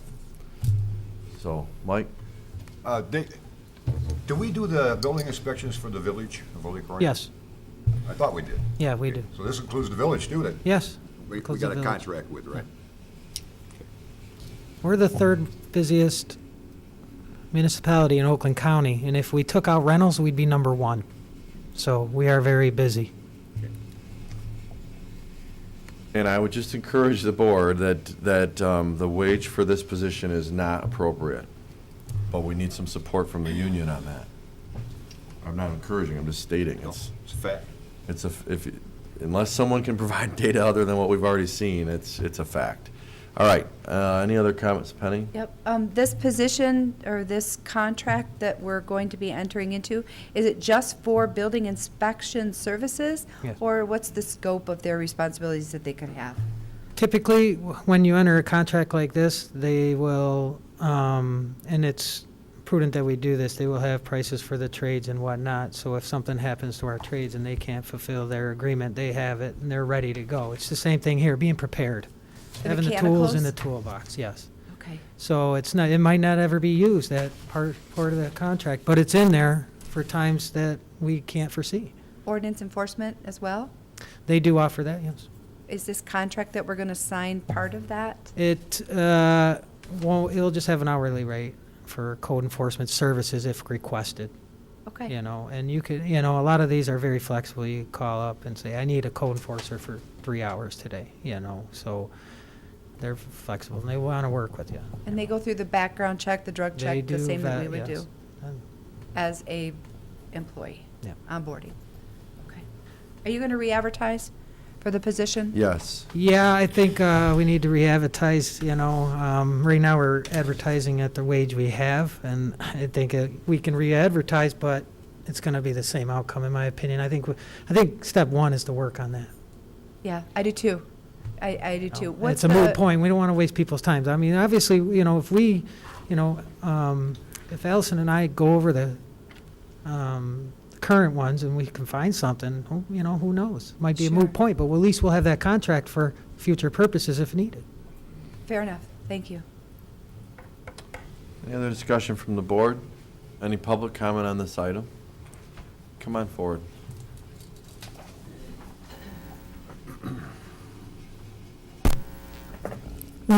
Hutchison. Okay, I'm trying to understand what you're doing. You're hiring someone to come into the building department to take over some of their duties because they're so busy. Am I getting that correct? No, that's wrong. Well, I'll tell you, we're hiring, we had a building inspector take a position in another community. So we're down one of 2 full-time building inspectors. We lost one of them. And we tried to fill that position by posting it, and we got 0 qualified candidates. So we're looking to fill that gap, hopefully temporarily and hopefully very shortly, but yes, just. So they're just going to be here till you find somebody to fill the position that's vacant. I'm just wondering who's going to answer to who? Does this guy come in and take over the building department, or does he answer to the people that are already there, or? Okay, so, thank you, good questions, so we have a consultant that does our IT services. We don't have any in-house IT employees. We have some people that help us sometimes, so we have a contract with a company called IT Right. When we have work that's done on site, sometimes they send Ken, sometimes they send Joe, sometimes they send Jane. So that'd be similar, and, they come here and they're supposed to look business professional, but they're not a township employee, they don't answer to us, we don't have the right to discipline them. But we've done this with that company, we've said, that person, we didn't fit our needs or didn't do the job we expected them to do, we don't want to work with that person anymore. So it would be the same type of thing. And frankly, these companies that we would be contracting with are going to want to gain our business, so they're hopefully going to put their best foot forward. If we don't like the person, Dave is still the building official, he's the boss. If they send us John Doe and he does not do a good job, then Dave's going to call and say, we don't want John Doe here, and then they're going to send Bob Smith. Well, let's pick a different name. Not Bob Smith, but. So you only pay them for the times you call them in to use them? Just like we have an attorney that we pay an hourly rate and an engineer we pay an hourly rate, they're not employees of us, that would be the same thing. As we need a building inspector, we would pay them, in the current proposal we have is $75 an hour. So we don't pay their insurance, we don't pay their vehicle, we don't pay their pension, all we do is pay this company $75 an hour for as many hours as we need their services. Thank you. You're welcome. Is there a retainer fee? No. Some of them charge that, but we're not looking. Typically, we'll meet them before we even put them out in our field, and that's one thing that I request is to meet them. And I get their references and where they've been and what they've been doing. So, and then we'll usually be assigned that inspector. So, as long as they fit our mold and we meet them and they're good, then we can prop them in when we need them. So. All right. Any other comments, questions? Let's do a roll call vote, please. Steele? Yes. Bernie? Yes. Dalrymple? Yes. Flood? Yes. Stimo? Yes. Barnett? Yes. Schultz, yes. That passes. Thank you. That takes us to our reports. We have a few tonight. The first report, her first day of work here for a color-coded PowerPoint. I'm kidding. The best budget presentation you've ever seen. Sorry, am I making you nervous, Nat? Yeah.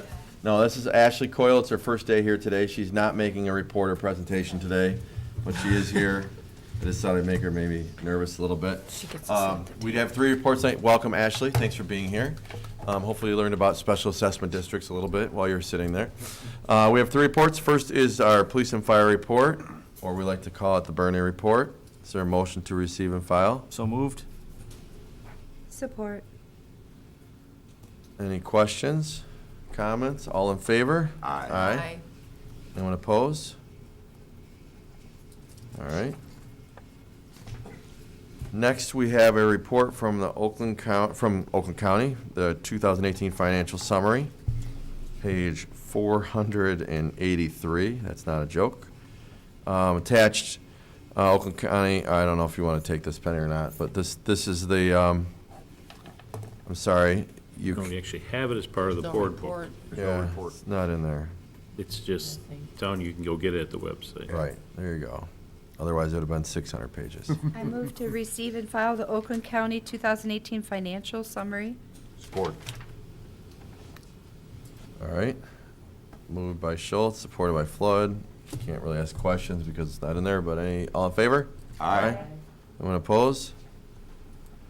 And the last one is Clinton Oakland sewage rate change. Every time I get something from them, we get really stressed because we think it's going to go up, but this is actually Went down. it went down a little bit. So I got stressed and I walked down to Jeff's office and said, please decipher this for me. And he said, good news, it went down a little bit, so that's good. But they're not always like that, so a motion to receive and file. I'll move to receive and file. Moved by Stymel, and Flood, you want to support that? Yes. Questions of Jeff? Because I Keep up can't the good really. work. All in favor? Aye. Anyone opposed? Okay. Public comment part 2. Anyone want to give public comment on anything?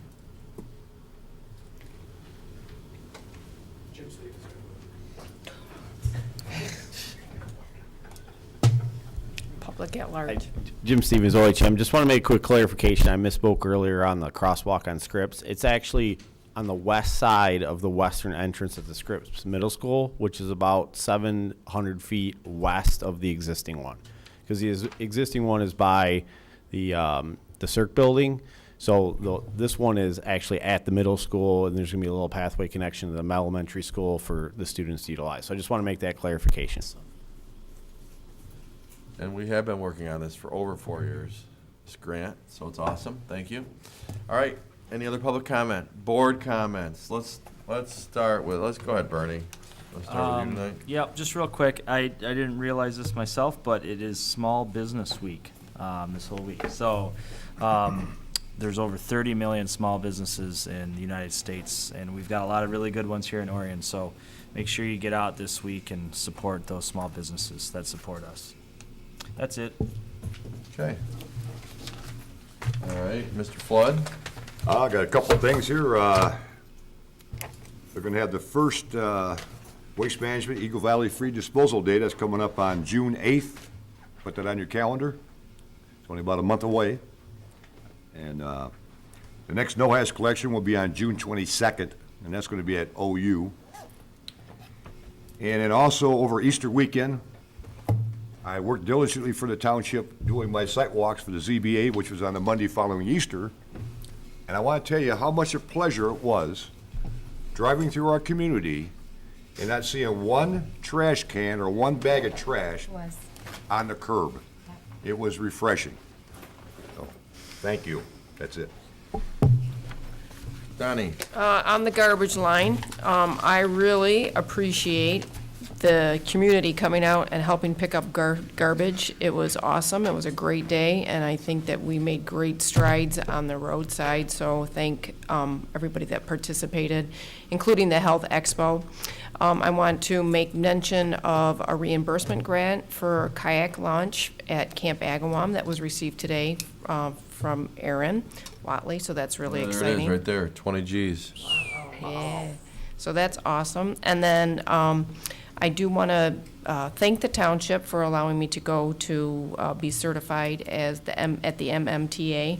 It's a great experience and a great learning tool, and I'm glad to have been a part of that. And my fourth comment is that the Pollyant Trail has been designated as a Pure Michigan Trail, and Linda Moran's up receiving her plaque for tomorrow. So. Very cool, and we did skip this picture earlier, but since you just mentioned her name, I'm going to show it. This is our April Citizen of the Month. We didn't take her picture here because we thought it'd be fitting to take her picture for the Wall of Fame upstairs out in her little home, which is the Pollyant Trail. I made the wall, finally. And there's Donnie, our ambassador of trails. All right, John. Just a few things. Don't forget, things are coming up. We got a Memorial Day run. I know we got another meeting yet, but try to remind people. I think registration is getting close to being closed, but if you want to be guaranteed to get a T-shirt, but encourage people to get out there. Dragon Dash coming up soon, I'm assuming. Yeah. Can't remember the dates, so sorry. I thought Aaron would be here to remind us.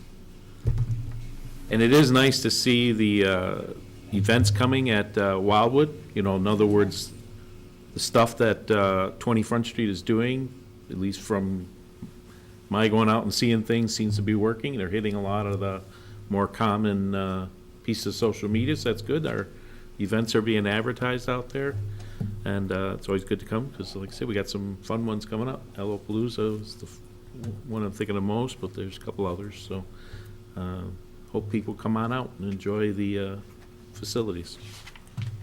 Awesome. Thank you, John. Julia? I also want to say, yeah, I'm excited about the Wildwood stuff too. They've been really out there on social media and getting their stuff out there, so that's really exciting to see. Also, we've talked about DECA a lot, and we did just get back from our international conference. We did not have any students in the top 3, but our students came out from their competitions feeling really great about what they had done, which is all that we can ask for at the end of the day.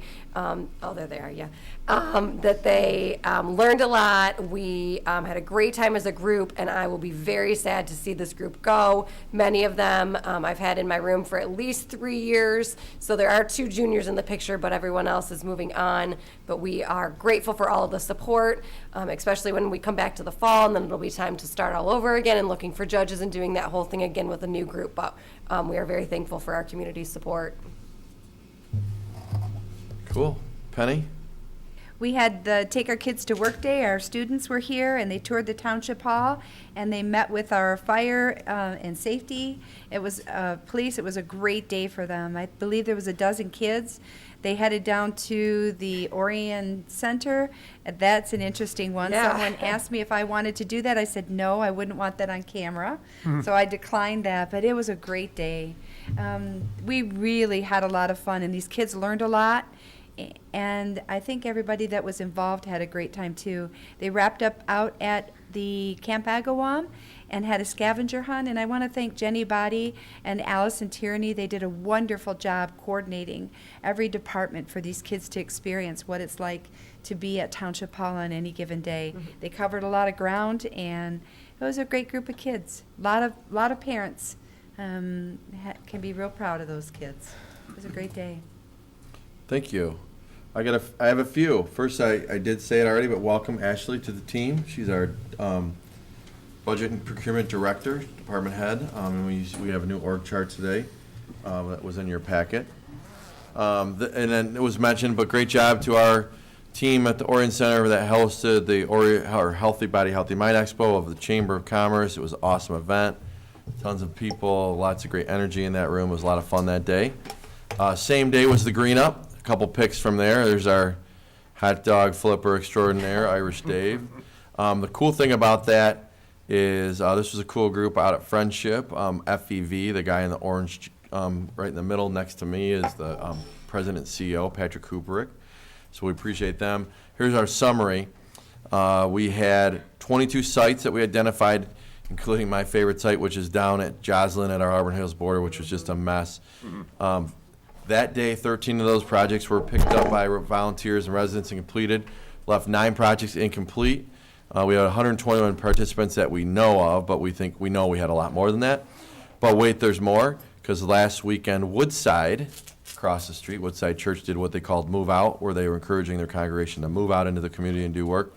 And they completed all 9 of those projects that were uncompleted. Wow. So all 22 of our projects got completed. So if you see the Woodside crew, make sure you say thanks to them. It was a lot of fun. I mentioned the Miracle League groundbreaking. That was awesome. We do want to give thanks. This is Steve Peck in that video. He is, what a great volunteer he is. We were in a fashion show together on Saturday for Easter Seals. Luckily, we weren't the models. It was the special needs kids, but that was a lot of fun. If you haven't noticed, this is now sitting out front. I don't know, Z. How we doing?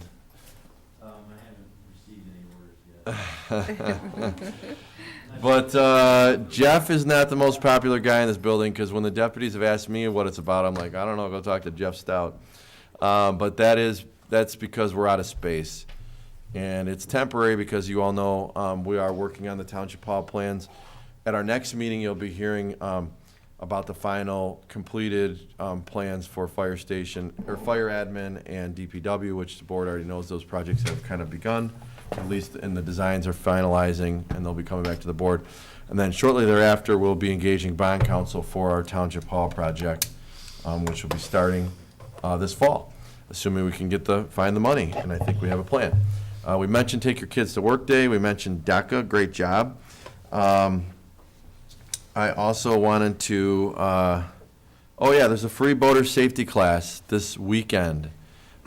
Free to all Orion residents. Bring a bag lunch. It's really hard to read that, but it's going to be at Fire Station number 2.